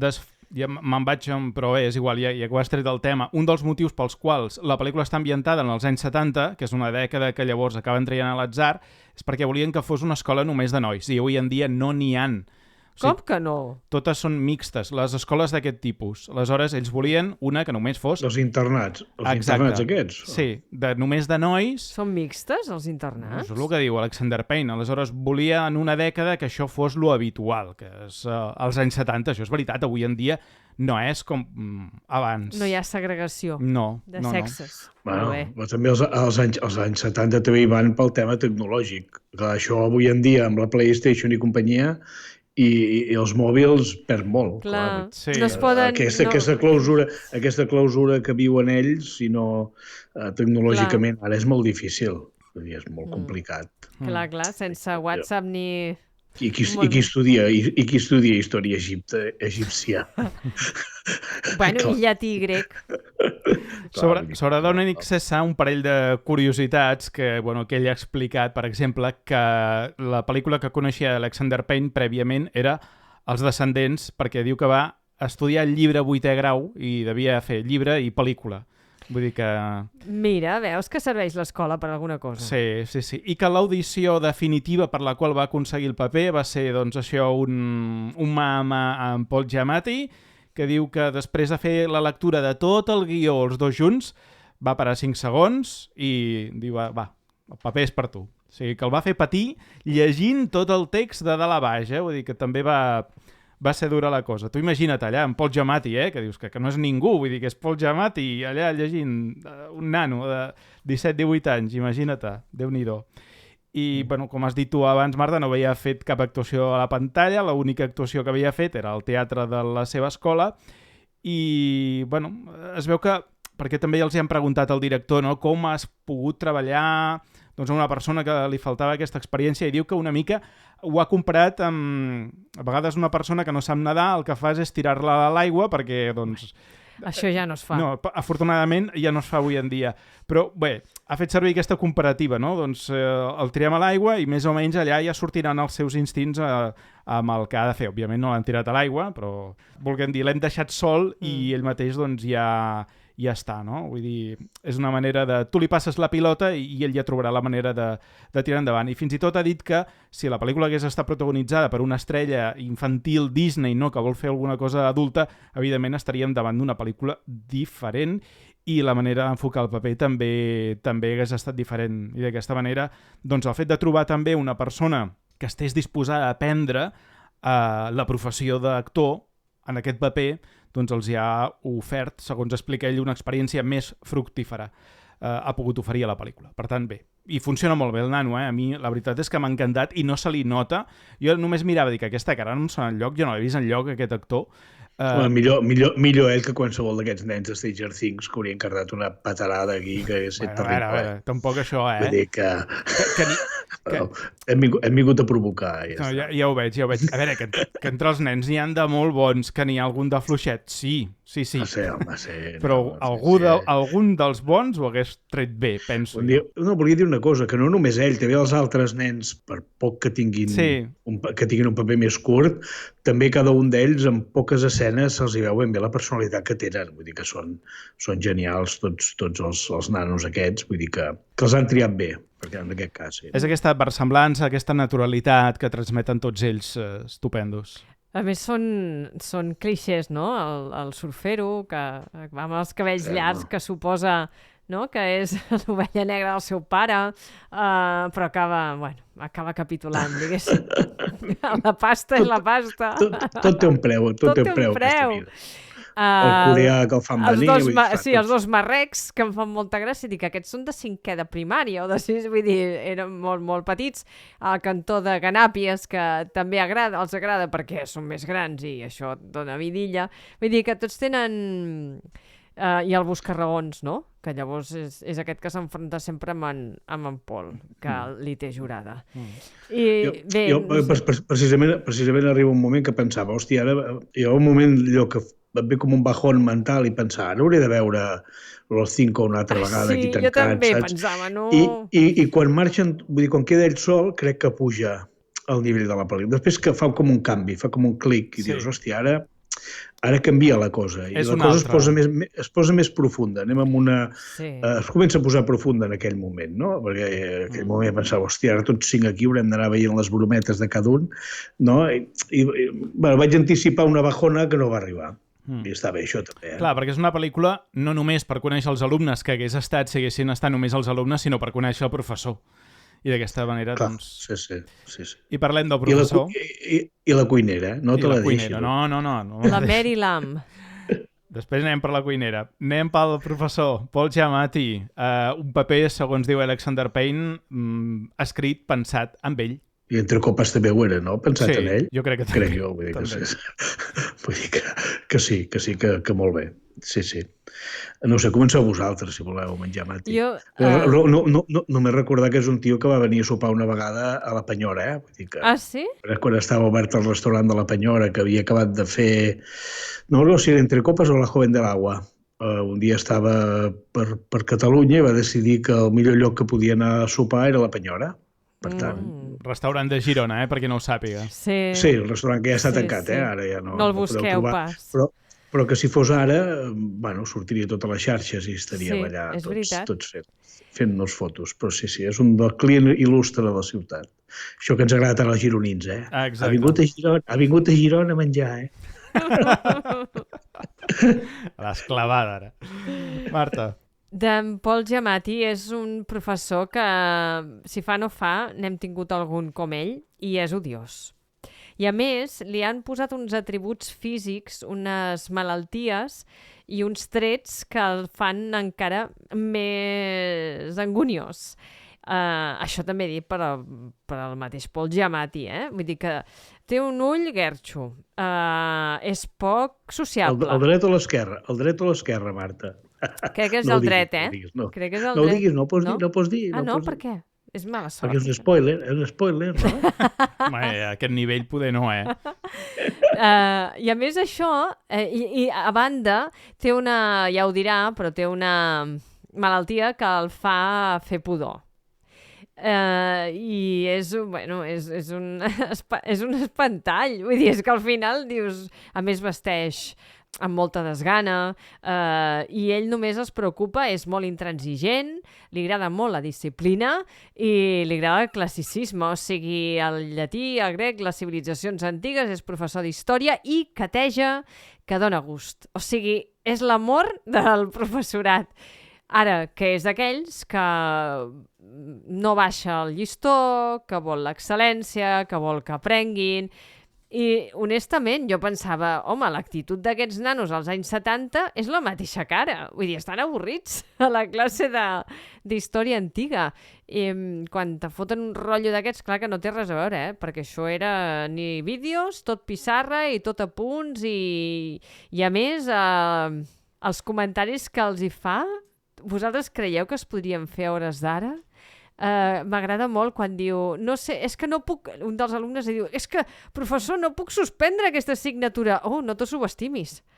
És com sempre està amb el sarcasme i els hi va rebotant tot el que diuen. Em sembla molt àgil, això. Això m'ha fet riure força, Sí, bueno, La desgràcia dels altres sempre fa riure. Vull dir, que els nanos pateixin per la disciplina d'aquest professor, home, fa certa gràcia. I els que hem patit professors així, veure com pateixen els altres de la mateixa manera que vam patir nosaltres. No? Una mica de karma pels altres, també, ostres. Jo el fet de veure que moltes de les bromes que els hi fan no ho entenen tampoc els alumnes. No, és que són una mica ximplets. Jo quan estiguem a l'apartat que es pugui parlar més, si voleu us faré una dissertació psicològica de la conducta d'aquest senyor, però ho veurem per més endavant. Bé, però i a banda, la col·locació, ell està per sobre dels alumnes, ho heu vist? Això ja no es porta. Ell està en una mena de faristol, de fusta, i està elevat amb un entarimat. Vull dir que... Han passat 50 anys, Sí. No, però... Abans el professor estava baix com un amfiteatre a la universitat i es posava allà a xerrar, vull dir que ha canviat molt tot.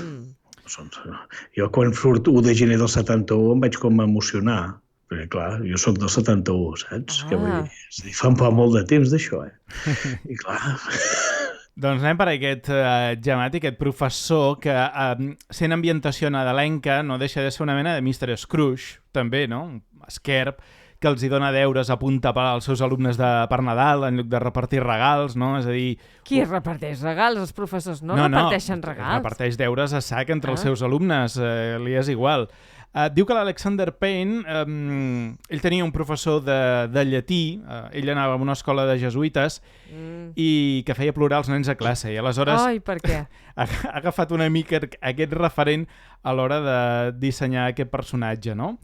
Diu el Payne que va pensar sovint en ell, en el rodatge que feia, no? Quan acabava la classe i anaves a parlar amb el professor, ell s'hi acostava amb aquest professor, ell doncs, s'atribueix com el noi simpàtic que s'apropava al professor i es trobava amb un professor que estava disposat a ser odiat a base de sotmetre'ls a disciplina i amb una clara voluntat de no agradar, no? Que és justament el que té el personatge en aquesta pel·lícula.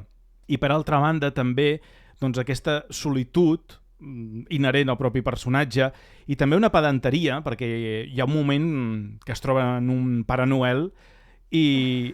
La barra del bar. El que li diu és... és que és molt bo, però és que pobre, és que ja l'entenc en certa manera, perquè veu tantes anacronismes en la vida, vull dir, ell sap d'història i té el passat molt, molt present, justament, i diu, però si el Pare Noel no haurien d'anar de vermell, haurien d'anar amb xancletes i ser morè. Clar, explica la inexactitud històrica Era un papa. d'aquell Pare Noel. Sí. O sigui, el Pare Noel Sí. que coneixem, no? Vull dir que... I com que no volien fer propaganda de la Coca-Cola, no li va dir que anava de vermell per la Coca-Cola, perquè ja hauria sigut tremendo allà. Sí. Clar. Bueno, total, que el Giamatti també havia anat amb un internat, vull dir que ell també ha tingut inspiracions pròpies de la seva vida, diu que va estar en un internat a la costa est i bé, que... A mi m'ha agradat que no l'agafessin com a professor de matemàtiques, perquè sempre és el més odiat, no? I que sigui d'història antiga, com és allò que està obsolet, com ell, no? És del món antic. El llatí, el grec, els alumnes van pensar, això de què em serveix a mi?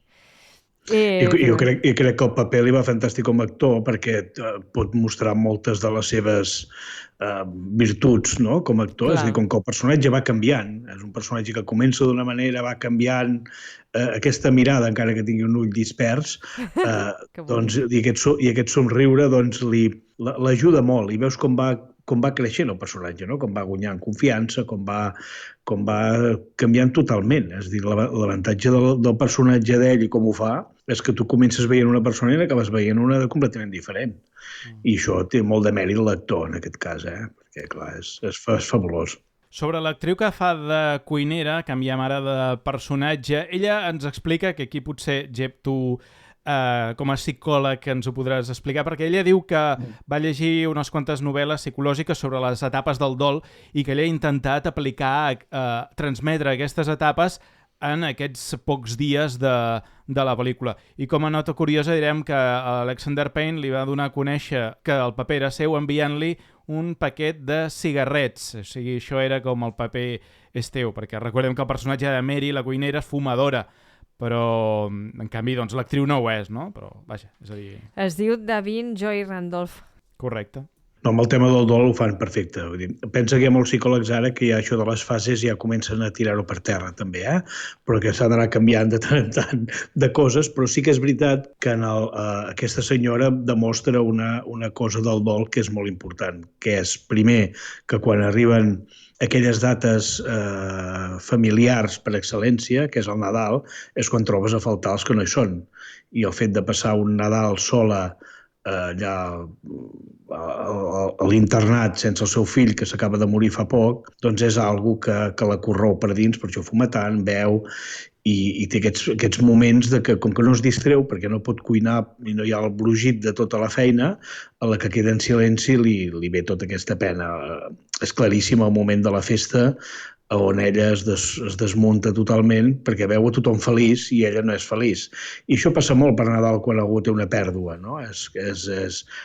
S'ha mort algú que jo estimava molt i el primer Nadal és aquest. Em fa mal que la gent estigui feliç perquè jo no puc estar feliç. I ho fan molt bé. És a dir, les fases també es van veient algunes d'elles, però el fet aquest de que coincideixi amb el Nadal i coincideixi amb la mort del fill tan propera, jo trobo que és fantàstic i com actuen els altres també, aquell seu amic que li va fent suport, que se l'estima molt, que intenta animar-la i no li deixen aquest espai i després ella explota, no? Vull dir, el moment de la festa crec que és dels grans moments d'ella i per això suposo que també aquests premis que li van caient també en bona part són per aquests moments de descontrol de la cuinera. Però sí, ha fet bé de llegir els llibres i ho fa fantàstic.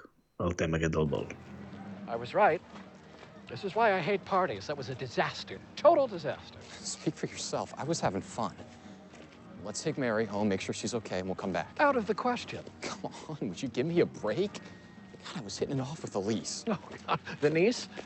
Are you kidding me? This poor woman is bereft, and all you can think about is some silly girl. I don't need you feeling sorry for me. See? I'm just saying, this was the first good thing that came with being in this prison with you.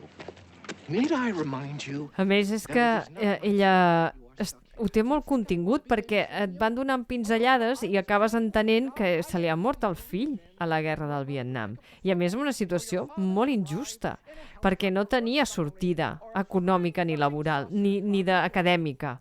I s'ha apuntat això com passava amb molts nanos afroamericans o pobres. Bueno, és que la injustícia més gran és que el deixen estudiar en un lloc com a privilegi, no? El privilegi és que serà l'únic estudiant afroamericà que està estudiant aquí, però després el privilegi s'acaba quan és hora de que tothom vagi a la guerra i els altres no hi han d'anar. I el seu sí que hi ha d'anar, perquè no, el privilegi arriba fins un punt i prou. Després ell se'n dona compte de que no és... Bueno, que tampoc estava al lloc on havia d'estar aquest nano, no? Però bueno, sí. Sí, Està molt bé, i trobo que jo patia molt per ella perquè la veia molt sencera fins al dia de la festa de Nadal. I clar, dic, ara sí, ara hi ha això més natural, vull dir... Però ho fa bé, no és que estigui dient que és artificiosa, sinó que, ostres, jo patia perquè ho portava per dins, Sí. és que i ho portava per dins, i quan ho trauràs? En tot moment estàs esperant que peti. Sí. Clar, és que ha de petar en algun moment. Sí. I no saps quan ho farà i crec que el moment està molt ben trobat. I a més, la gent que té al cantó, llevat del... Potser, em penso que deu ser aquest noi que dius que deu ser de manteniment, no? El jardiner. O el conserge, o fa... Sí, és conserge, sí. Fa una mica de tot, no? De reparacions. Sí, és el conserge a l'escola. Clar, ell fa fins on pot, però la resta són uns inútils. Vull dir, no saben. Perquè és invisible, és negre. Sí. Clar, pels altres, res, la sirventa, és el... Vull dir, no és cuinera, no hi ha ni una persona darrere. Per això dic que quan queden els altres 3 personatges principals, aquests que repassem junts, la comencen a veure com una persona, no? En aquell moment. És com té uns sentiments, té unes emocions, té alguna cosa, fins a aquell moment era la cuinera, ja està. Vull dir, viu lluny, no? I la tele també funciona, com a desconnexió. La tele i el whisky. Sí, totes dues coses. Aquest programa de tele, quan el feien a les teles espanyoles, era molt divertit. Això de la media naranja no ho heu vist mai. Vosaltres sou molt joves, vosaltres. Sí que l'havia vist, Però clar, és que era un cachondeo, Sí, home. Veus que no hi ha pas cap parella que lligui, vull dir. No, la veritat és que no. Bé, en aquest cas parlem del guió, que en aquesta ocasió no és un guió d'Alexander Payne, tot i que ho pugui semblar. És un guió escrit amb sensibilitat, delicadesa, i el retrat que fa de personatge és fantàstic, per això dic que s'assembla molt a un guió de Payne, però no l'ha fet ell, sinó que l'ha fet un tal David Hemmingson, que normalment Alexander Payne sol rodar pel·lícules fetes en guions seus. I, de fet, Payne va llegir el guió, que era un pilot de televisió, o sigui, no era una pel·lícula. A partir d'aquí, doncs, que eren experiències que tenia el guionista, el David Hemmingson, relacionades amb un internat que ell hi havia estat. I aleshores, a partir d'aquest guió, Alexander Payne el transforma en pel·lícula i ens acabem trobant en això que hem vist ara, no? Però a mi m'ha sobtat que no estigui escrita per Payne perquè realment ho sembla, no? Tots els elements que barreja, no? De drama, comèdia... Però és una pel·lícula divertida, també, en el fons, no? Malgrat que tot un drama potent que té. Potser no l'ha escrit ell, però ja ha estat molt a prop d'aquest guió, I em penso que sí, han passat 2 anys o 3 fins que no ha arribat a ser pel·lícula. Jo en algun moment he pensat a veure si el guionista era un fan del Resplendor, saps? Perquè, clar, hi ha molta neu. Queden aïllats en un lloc on no poden sortir. Diguéssim que comença a canviar-los la seva personalitat mentre està passant la pel·lícula. El cuiner té un paper molt important, com passa en el Resplendor. És com un confident, no? És com algú que ho veu tot, que ho sap tot. És el que està allà, hi ha un moment que ell va cap a la cuina i comença a buscar i tal, i penso, mira, és que, hòstia, aquí hi havia el Resplendor, per aquí que anava planejant. El que passa que, per sort, el canvi psicològic no va a pitjor, vull dir que va a millor. Afortunadament, Afortunadament. Llavors seria un slasher i no estaríem davant d'un slasher. Que és molt interessant el paper de... Que també hauria sorpresa, també hauria sorpresa, començar a ser un slasher allà al mig sense saber-ho, però bueno, no feia falta. Una mena d'ànima que ha quedat allà atrapada en aquest internat de Nova Anglaterra. No canviem la pel·lícula, que està molt bé. Però la premissa és de l'Alexander Payne, no és pas del guionista. La premissa de 3 ànimes o persones que es queden soles en un internat per Nadal i que han de fer un vincle i que s'han de conèixer, això és de l'Alexander Payne. I a partir d'aquí en David Hemmingson va escriure el guió, que per cert l'Alexander Payne ha dit, li he sentit en una entrevista, que no li agraden gens les pel·lícules de finals dels 90 que passaven a l'institut, no? Tantes que es van fer aquelles potser més disneyficades de Disney. I vull dir que... Però aquesta sí. Quan va llegir aquest pilot va dir, això sí que tinc ganes de fer-ho. Per això l'ha ambientat als 70 i d'aquesta manera es treu... I la neu és de veritat, Sí, no, m'ho crec. Això que d'instituts hi havia de faculty que estava bastant bé, Sí, però bé, en ell no li... Sí. Es veu que no li... La neu és de veritat perquè, clar, van rodar a Massachusetts el 27 de gener del 2022, o sigui, clar, en ple hivern, per tant... Per poder anar a Boston. Van anar a Boston, no?, de veritat? Sí, van anar a Boston de veritat. Abans que comentàvem aquesta ambientació dels 70 i crear fins i tot un logo de Focus Features, que és la productora, com si fos dels anys 70, quan als anys 70 no existia, no? Que també té aquesta cosa de l'àudio, no? Que és com una caixa, a vegades se sent l'àudio que com si fos una pel·lícula de cinema dels anys 70 amb un cinema dels 70, no? Que vull dir que avui en dia no caldria perquè les pel·lícules dels 70 també fan un remaster del so de les pistes, o sigui, te l'estrenen en Dolby Atmos, i aquí no, aquí fa una pista, diguéssim, com aquell que diu, estèreo, quan no seria necessari, no? Perquè encara, o sigui, tu tinguis la sensació que han trobat aquesta pel·lícula en un calaix als anys 70 i que te l'estrenen avui.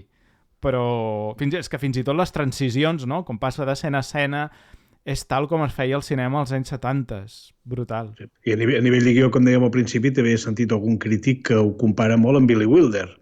És a dir, és el tema de gent perdedora com l'Apartamento, no? Perdedors que es coneixen i que van avançant i que van canviant la seva vida, i una mica aquest guió i aquest argument que flueix, però a base de bé. Vull dir, no hi ha cap moment que desconnectis o que baixi, no? Sinó al contrari, tot va pujant, tot i que, no sé si hauria de dir-ho ara o esperar el moment de l'espoiler, tot i que jo l'hauria acabat en el moment de les campanades de cap d'any. Que fa un fos en blanc, en negre allà, jo l'hauria acabat. Jo l'hauria acabat allà. Jo no. Però entenc que l'epíleg posterior l'arrodoneix, però jo l'hauria deixat allà penjada. És que l'epíleg és molt bo i te'l lliga amb una altra cosa, vull dir que ara en parlarem. Sí, ara en parlem, va. Sí, no, res, simplement dic que, com que és una pel·lícula això ambiental als 70, l'Alexander Payne li va dir al Dominic Sessa que veiés alguns títols dels anys 70 que ell no havia vist, no perquè s'hagués de semblar a aquesta pel·lícula, sinó perquè tingués una referència de com eren les pel·lis dels 70, i li va recomanar de veure El Graduado, que es veu que no l'havia vist, Paper Moon, o, per exemple, també Tots els homes del president. O sigui que no són pel·lícules que necessàriament hagin influït, però sí que hi ha aquesta, potser, estètica o aquesta manera de fer que pot estar més relacionada amb la pròpia pel·lícula. I el fet d'ambientar-la a l'època de Nadal, bé, suposo que també és una manera de recordar-nos que el Nadal és una època trista, també, perquè estem molt acostumats que quan es parla de Nadal al cinema, doncs tots són Santa Claus, gent amb jerseis de rens, no? Comèdies romàntiques, etc. Però una pel·lícula que, a més, esdevingui un clàssic de Nadal, que sigui trista, amb personatges que estan patint una depressió en un moment baix de les seves vides, no? I, hosti, això no ho trobes. I tot i així aconsegueix tenir aquest esperit, no? Que fins i tot es veu traslladat en aquesta festa de Nadal, que acaben anant els tres personatges, i bé, que cadascú intenta afogar les seves penes com pot. No sé si afogar o passar-s'ho, intentar passar-s'ho bé. Bueno, sí, clar, això... Seria com els otros, no? És a dir, qui són els que per Nadal no s'ho passen bé. Que de fet és això, ja és aquest el títol, no? Són els que es queden. Els que es queden sense el Nadal, que el viuen d'una altra manera diferent. I si tens raó, és la cara de la gent que quan tothom està content ells no hi estan. I els agradaria canviar moltes coses per poder estar, però no els poden canviar, no? Un voldria canviar que el seu fill fos mort, l'altre voldria canviar que la seva mare fos diferent, els seus pares, i l'altre... Això ja ho comentarem ara d'aquí un moment. Sí, però que en aquell moment que va anar a la festa, sense avançar-me gaire, no? Però vull dir que, un diguéssim ja com una... O sigui, aquest ambient romàntic del Nadal, no? El professor intentant, doncs, a veure si pot tenir algun element romàntic, se'n surt més bé l'alumne que el professor, tot i que el pobre l'acaben traient de la casa quan s'ho estava passant més bé, i el drama de la cuinera, no? Que també el veiem esclata també en aquell moment de la casa. Si voleu, petita pausa i anem per la part amb spoilers, així no ens hem de mossegar més la llengua. Ok. Doncs vinga, som-hi. No wonder you're afraid of women. I am not. Afraid of women? Sorry, I shouldn't have said anything. Dr. Gertler says I don't always give consideration to my audience. Ah. And who is Dr. Gertler? My shrink. Has Dr. Gertler ever tried a good swift kick in the ass? Okay. All right, now your turn. Go ahead. Tell me something about me. Something negative. Something negative about you? Sure. Doncs ara, de Holdovers, los que se queden amb spoilers, per tant, ara sí que ja podem parlar, si voleu, d'escenes que més uns hagin agradat o ja de coses concretes, ja venim aquí amb els deures fets tots. Jo tenia ganes de parlar de la personalitat del professor, perquè quan l'estàs mirant sí que és veritat que li vas veient alguns tics, però ara que sabem com acaba la pel·li, el més interessant de tot és com reflecteix una persona que és un fracassat, que és un perdedor absolut, que és un fracassat en tot el que ha fet fins a aquell moment i que com a únic mecanisme que té per demostrar la seva vàlua és fer quedar malament als altres. Això en coneixem 300.000, que són persones mediocres. Ell és una persona que no ha acabat la carrera, que no té la qualificació que hauria de tenir, que l'enxufen allà a l'antic director de l'institut perquè doni classes i que només sap d'una cosa, no sap de història antiga, no sap res més. És a dir, és una persona que no ha viscut, que s'ha quedat allà perquè és un covard. Jo tinc això i l'única cosa que tinc i era la cosa que em feia il·lusió de jove i com que ho tinc, encara que no tingui la vàlua per ser-ho, m'ho quedo. I és això, és un perdó, és un fracassat i que es pensa que té prestigi perquè és un tio dur. Però tot això que fa és per les mancances que té més enllà de que només sap allò. I per això la relació que té amb els altres personatges de la pel·li, amb l'alumne i amb la cuinera, fan que el seu món s'obri una mica més. L'escena que era del gel, que estan a Boston i el noi acaba de patinar i es troba l'excompany d'institut, allà es desmunta completament tot el castell de cartes que havia fet aquest tio. És a dir, tot el que tu pensaves d'ell, allà es desmunta i veus que és una persona que no ha aconseguit res a la vida, ho ha aconseguit per enxufe i que ho ha de mantenir perquè no es pot moure d'allà, no? Per això que l'epíleg sí que té una importància, perquè es mou d'allà, no? I això fa que l'epíleg vegis que ell s'ha de moure. Si s'acabés a la festa, a mi m'agradaria perquè s'acaba i ja està, però al cap d'any, vull dir, faltaria saber ell què fa. Continua amb la seva mediocre vida o intenta fer alguna cosa. Has estat molt dur amb ell, Jo no hagués estat tan dur a l'hora d'escriure'l. És a dir, sí que és veritat que està en una situació que si ell ha de marxar d'aquella escola no sap on anar en aquell moment. Al final de la pel·lícula les circumstàncies són unes altres, ell sap quina és la seva vocació real i sap on ha de tirar, no? Que és escriure un llibre, escriure, el que sigui, no? Sí. Fixa que en Payne ja ho va fer-ho amb Entre copes, no? Entre copes el personatge d'en Giamatti ens cau a tots bé, però hem de pensar que és un tio que va robar els diners de la seva mare per anar-se'n de copes. Ja, però quina... És a dir, vull dir que ja fa això en Giamatti i en Payne, no? És un personatge que a mi em cau superbé i molt bé, però que quan l'analitzes profundament veus que és un tio que... És que jo una vegada recordo un professor d'institut que m'explicava que quan es va jubilar i un dia em parlava i ell me deia, mira, diu, jo cada any anava a l'institut i els explicava tot el que feia jo. I va arribar un dia que es va presentar a classe i va dir, porto 40 anys fent de professor aquí a l'institut, no sé què tal, i un nano de 13 anys aixeca el braç i li diu, li puc dir una cosa, professor? I aquest nano li diu, jo penso que vostè és un covard, perquè ha estat 40 anys aquí fent sempre la mateixa feina. I aquell professor em deia, hòstia, vaig quedar fred. Jo que em pensava que havia fet un gran no sé què tal, i me va començar a fer pensar, no? A fer pensar que, a veritat, no he arriscat mai res a la meva vida. M'he estat tota la vida aquí fent de professor d'institut. I això li va passar amb un tio de veritat aquí al poble del costat. I aquest és el mateix. És a dir, el meu somni era ser professor, ho he aconseguit, i com ho puc fer per mantenir això? I com ho puc fer per no demostrar a la gent qui sóc realment? Perquè s'amaga darrere aquesta façana tan dura de ja em quedo jo al cap de setmana al Nadal aquí, perquè clar, és que si no, on aniria? No té contacte amb la seva família, no... Vull dir, clar, és un home que s'ha cardat una curassa tan forta, no és que sigui d'un vell, és que té una curassa molt forta, pobre home, i l'ha de mantenir d'aquesta manera. L'única manera que té de mantenir-ho és sent una persona mal educada. Mira, passa res, però ja canvia, és lo maco de la història, no? Marta. Sí, i a més això ho veus encara molt més clar quan tenen una conversa. Em penso que és de les primeres converses que tenen la Mary Lamb, la cuinera, i ell, que baixa una mica ja cansat, perquè als vespres ell no baixava, perquè tot això passa en 2 setmanes. Són les vacances de Nadal i crec que són 2 setmanes que es queden tancats en aquest internat. I baixa i estàvem parlant una conversa superficial i li diu, sí, ja sé com és, li diu la Mary, no? El meu fill el va tenir de professor. I diu, sí? I què? Diu, el detestava. I clar... Però ell se sent còmode. Ell se sent còmode que el detestin. Clar, és això el que vull dir. Ell se sent còmode que el detestin. Sí, però segurament després, si li hagués de dir... No? Després sí que li incomodaria això.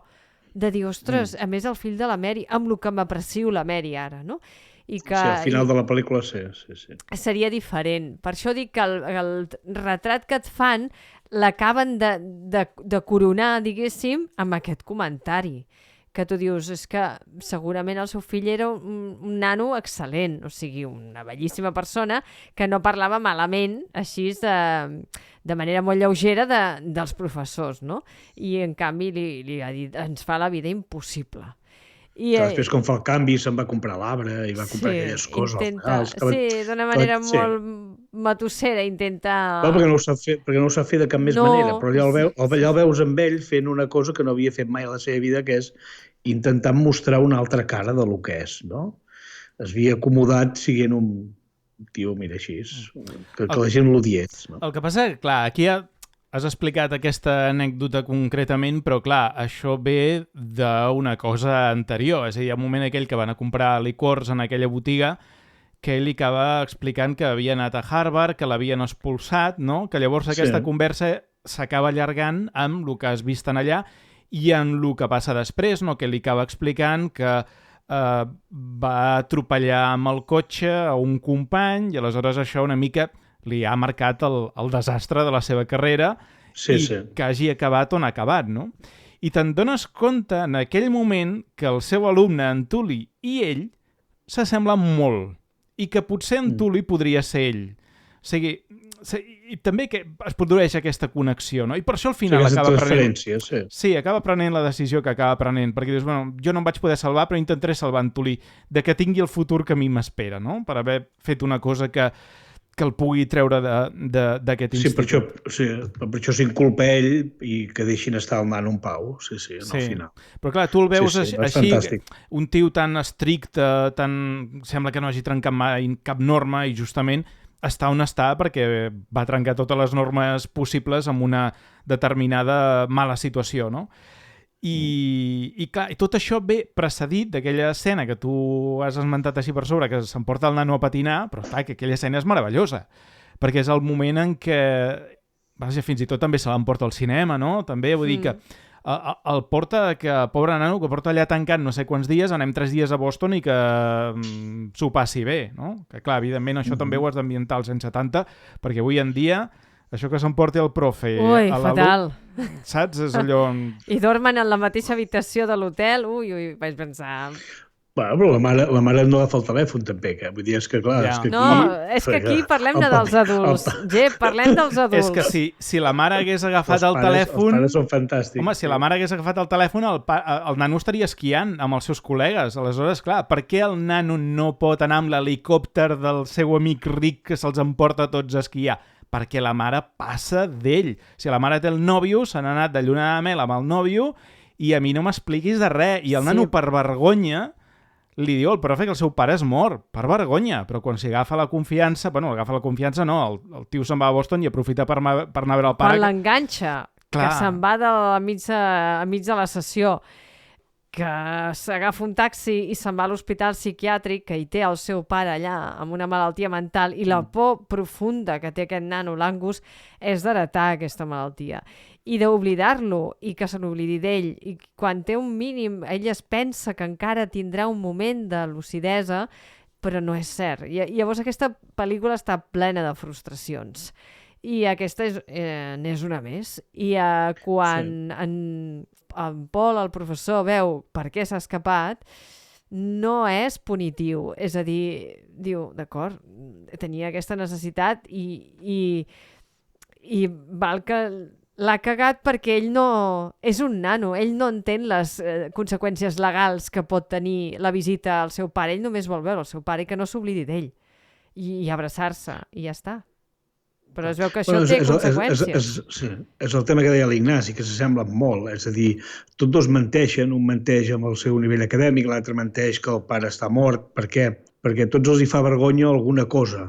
I quan se'ls expliquen aquestes vergonyes és quan poden fer alguna cosa, no? És quan trenquen aquesta barrera de que aquests secrets que els estan atormentant, perquè, clar, tothom li diu que el pare és mort, i el pare no està mort. Vull dir, clar, és com això, lo xulo, no? És que possiblement, com deia l'Ignasi, són la mateixa persona, o si no, la mateixa personalitat, una amb l'edat adolescent i l'altra amb l'edat adulta, no? I com es poden ajudar mútuament, un amb l'experiència del que li ha passat i l'altre amb l'energia vital que té encara l'adolescent. Per això són tan fantàstics, aquesta gent. There was an incident when I was at Harvard with my roommate. And? He accused me of copying from his senior thesis, plagiarizing.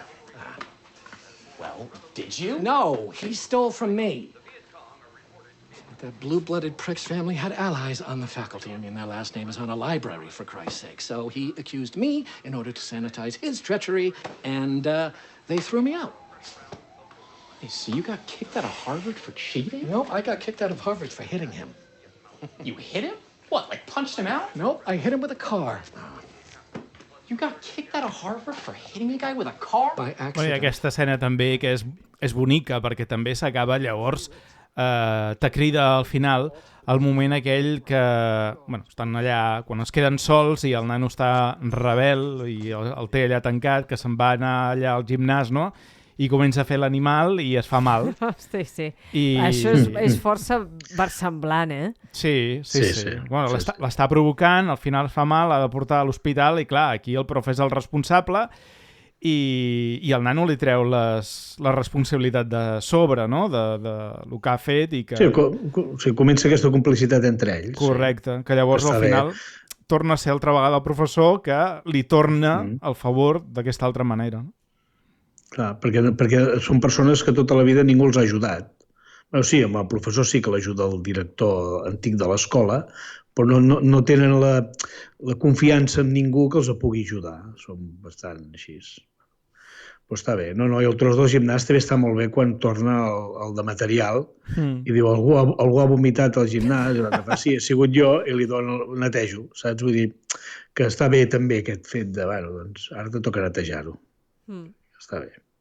És xulo. A més, i a tot això no hem dit res de què passa dins d'aquell edifici. O sigui, es queden sense menjar. No tenen pressupost per comprar menjar, perquè se suposa que allà no hi ha de viure ningú a les vacances de Nadal. Tanquen la calefacció de gairebé tot l'edifici. Han de... Bueno, sí, tenen menjar perquè era menjar per 5 i 4 se'n van amb l'helicòpter. Exacte, però si no, i perquè la Mary és una gran cuinera i va fent, va racionant, diguéssim, no? I penso, ostres, i aquesta gent, això és un internat de matrícula alta, vull dir que aquí pagues, i és molt trist, és a dir, molt cutre. És la crítica d'un lloc on tanquen els nanos perquè els aprovin, perquè són les grans discussions, és perquè haig d'aprovar aquest, perquè dona diners a l'escola, no sé què. Vull dir que hi ha subtemes aquí sobre l'educació i sobretot que està molt bé. Sí, de fet, ell té una discussió amb el director arran d'això, no? I que aquest home que ens donava donacions a nosaltres resulta que no ha entrat a Princeton, em sembla que expliquen, i que, per tant, això no ha de tornar-se a repetir, no? I l'altre, ningú li ha de dir les notes que ha de posar, vull dir que amb això es mostra totalment inflexible. Per això també li tenen la mania que li tenen, clar.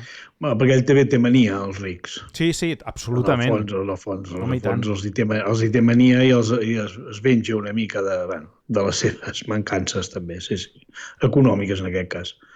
Però bueno, que eren deu tenir de calés, perquè no gasta res allà, va cobrant. Amb el whisky només se'ls gasta, no? Bueno, el whisky que li manga el director al final de la pel·lícula. La escena final, això és brutal. Que també entre copes també passava, recordeu que guarda una ampolla de vi per un moment especial que només el pot prendre en unes condicions que siguin les que han de ser perquè aquell vi no es pot llançar i l'acaba bevent en un McDonald's. amb un vas de cartró. Vull dir que ja juga amb això, ja li agrada jugar amb això. Però aquí ho fa per venjar-se, no? Perquè dius, li manga al director, que deu valer una pasta, aquella ampolla de whisky, se l'emporta al cotxe. Li ha fregat pels morros a l'inici de la pel·lícula. Sí. No, jo vull dir la importància que donen Payne aquestes coses, a la beguda, el simbolisme d'allò, no? Allò és el conyac màxim, el millor que podràs menjar, el whisky millor que podràs menjar a la teva vida o beure. Sí, el conyac, era un conyac, dic whisky, sí. Un conyac, sí, i se'l fot. Bueno, se'l fot, però l'escup, o sigui, que és com... Potser són $100 el que ha escupit en aquell moment, no? O no sé quina, alguna bestiesa de calés que deu valer allò.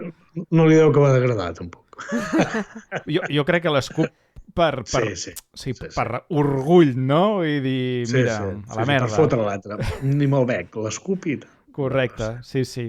També aquesta conversa molt bonica que tenen entre alumne i professor al final, que malgrat tot sempre...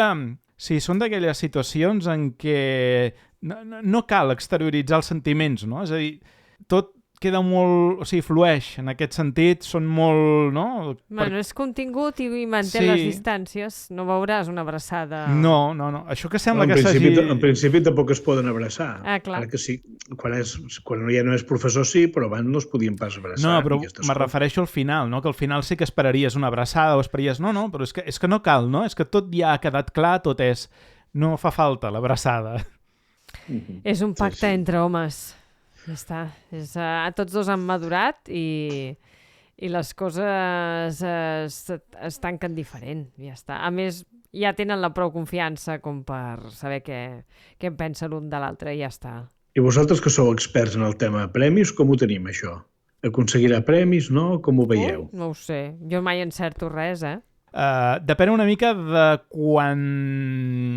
O sigui, del que vagi rebent prèviament als Oscars. Ja sabem, no?, que les pel·lícules, en funció de les prèvies, quan millor van les prèvies, millor van els premis al final. Per tant, encara, mentre estem gravant això, és molt aviat per dir res.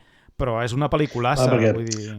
No, però jo, per exemple, amb en Giamatti, com que sempre, per molt que guanyes el Globo d'Or en comèdia, sempre solen donar l'Oscar al drama, no? És a dir, en aquest cas, en Giamatti ho tindria complicat, no?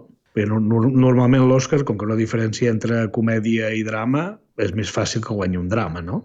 Sí, però clar, no ho sé. És més fàcil en Cillian Murphy, per exemple, que ell, no? Sí, el que passa que la pel·lícula tampoc és plenament una comèdia, vull dir que barreja diferents gèneres, per tant... Bueno, tampoc és la sèrie de Beer i li van posar. Bueno, perquè aquí està molt malament, aquesta gent que entengui que això és una sitcom, doncs jo no sé què ha vist, sincerament, però bé... Però bueno, ja en parlarem, no?, dels premis, un altre dia. Sí. Un altre dia en parlarem. No sé si voleu afegir alguna cosa més de la pel·lícula, alguna escena més que valgui la pena comentar. Alguna escena, ostres. De la pel·lícula no, només que estic molt content que em convideu a xerrar d'aquestes coses, que sou fantàstics. I que si fem un trio com els d'ells, no? Som tres aquí diferents. Sí, exacte. Només que no ens hem quedat tancats a cap habitació. Per sort, Per sort. Però si ens hem de quedar tancats, tampoc crec que ens ho passéssim tan malament. Vull dir que seria bé.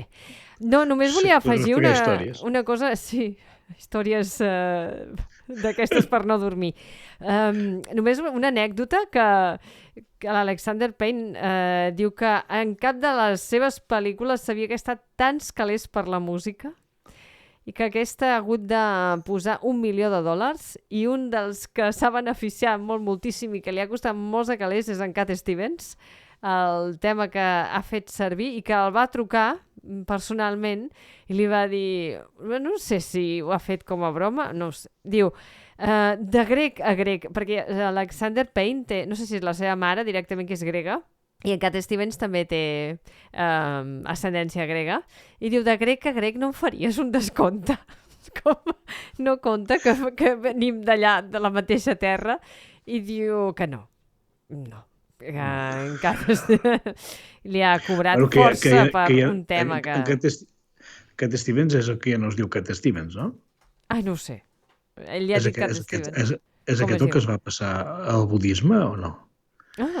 I que tenia un nom així, un nom com de monjo o de més esteta. Sí. Em sembla que era ell, que podia... Jo pensava, si s'ha fet monjo, poder no vol calés, però sí que en vol, no? Sí que en vol. Mira tu. Sí que en vol. Sí. Per cert, com a anècdota curiosa també hem de dir que Alexander Payne ha acceptat algunes propostes a alguns dels actors. Per exemple, la idea d'ajuntar els llits, això és una cosa que se li va ocórrer al Dominic Sessa, i aleshores, escolta, aquí ho van... Home, és que aquí havia de dir-ho. Sí, no, vull dir que bé, accepten aquestes propostes i al final potser si ens esperàvem que els alumnes els hi acabés caient bé el professor després de que com a espectadors tots ens ha caigut bé, no és així. Se'n va el profe i els alumnes, excepte el del protagonista, en Tully, la mar de contents. Hi ha aquesta mena de pacte de silenci, no? Allò que han viscut no ho compartirà en Tully amb la resta dels seus col·legues. Sembla, A mi em fa l'efecte que allò es queda entre ells dos i més amb el que ha passat, que ha estat greu, no? Que ell ha hagut de renunciar a la seva plaça, marxa, i els pares, la mare del nano, la mare, està molt empipada, perquè tot això no ho hem dit. Tot s'ha descobert aquest pastís perquè ell va robar una bola d'aquestes típiques de Nadal, no? Aquestes boles de vidre que quan les sacseges hi cau els flocs de neu per dins, amb un Santa Claus, i li va regalar al seu pare quan va marxar pel seu compte a veure'l a l'hospital psiquiàtric, no? I es veu que el pare, en una mena d'atac de fúria que acostuma a tenir, o el va llançar un brot, el va llançar contra el cap de, no sé si un treballador o d'un altre company, i la va fer grossa. I clar, tot és una cadena d'esdeveniments que acaba a les oïdes de... Clar, truquen a la mare, que suposo que és tutora legal, i allà és un embolic gros. Vull dir, clar, és que volen enviar a l'escola militar directament per això. Ell ja ho sabia, que la propera que fes l'enviaven a l'escola militar. Però clar, és el que dèiem, no n'hem parlat tampoc, però no passa res, que els pares aquí se'n desfan força de les seves criatures i pensen que amb l'internat ja en fan prou. Fins i tot els mormons, Sí. Fixa't, fins i tot els mormons, Ara, a l'hora d'anar a esquiar, si paga un altre, tots cap a esquiar. Sí, és que no hi ha un pan de net, No hi ha un pan de net ni als 70, ni als internats, ni res. Ens ho vam passar molt bé. Ens ho passem molt bé, aquesta pel·li. Jo crec que és de les grans pel·lis d'aquest hivern, sí. Per divertiment i per moltes coses. Jo no sé si m'ho he passat millor que Entre copes, Jo crec que també, A mi m'agrada més aquesta, tot i que m'agraden les dues, Però aquestes potser de l'Alexander Payne, de les top, m'agrada molt. Jo us haig de confessar que quan han passat tants anys... Ja no te'n recordes. I Entre copes tenia una altra edat, segurament em va agradar més Entre copes, però per l'edat que tenia jo. Ja. És a dir, també és la mirada que tenim. Possiblement el personatge tenia més la meva edat i era diferent. Però amb aquesta ara he disfrutat més perquè ja tinc més anys. És que també ens estem cardant amb ells i la cosa també, també fa que la nostra mirada sigui diferent. Segurament si ara mirés Entre copes m'agradaria menys segurament que quan la vaig veure. Vull dir que, esclar, al final és que ens ho hem de passar bé amb totes. Jo ja sabeu que no comparo gaire una pel·lícula amb una altra perquè si ens ho hem passat bé Entre copes i ens ho hem passat bé aquí, doncs adelante totes, sí. Doncs esperarem perquè l'Alexander Payne ha dit que la propera pel·lícula que vol fer, que encara trigarà perquè té projectes pel mig, és un western. Doncs au. Pues adelante. Sí, i situat a Nebraska. Mira, pinta bé la cosa. Bueno, aquest senyor, veritat, que faci el que vulgui, que ho fa tot molt bé. Marta, Jep, moltes gràcies per estar avui aquí. Una forta abraçada. A vosaltres. Una abraçada. A vosaltres per convidar-me. Adéu. Una abraçada, adéu.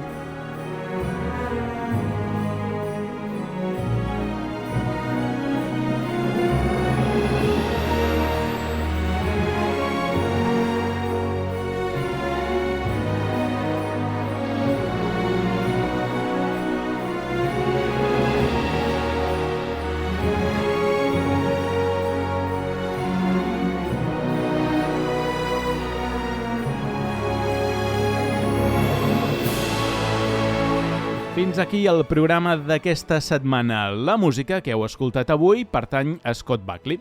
Qui us parla, l'Ignasi Arbat, m'acomiado de tots vosaltres.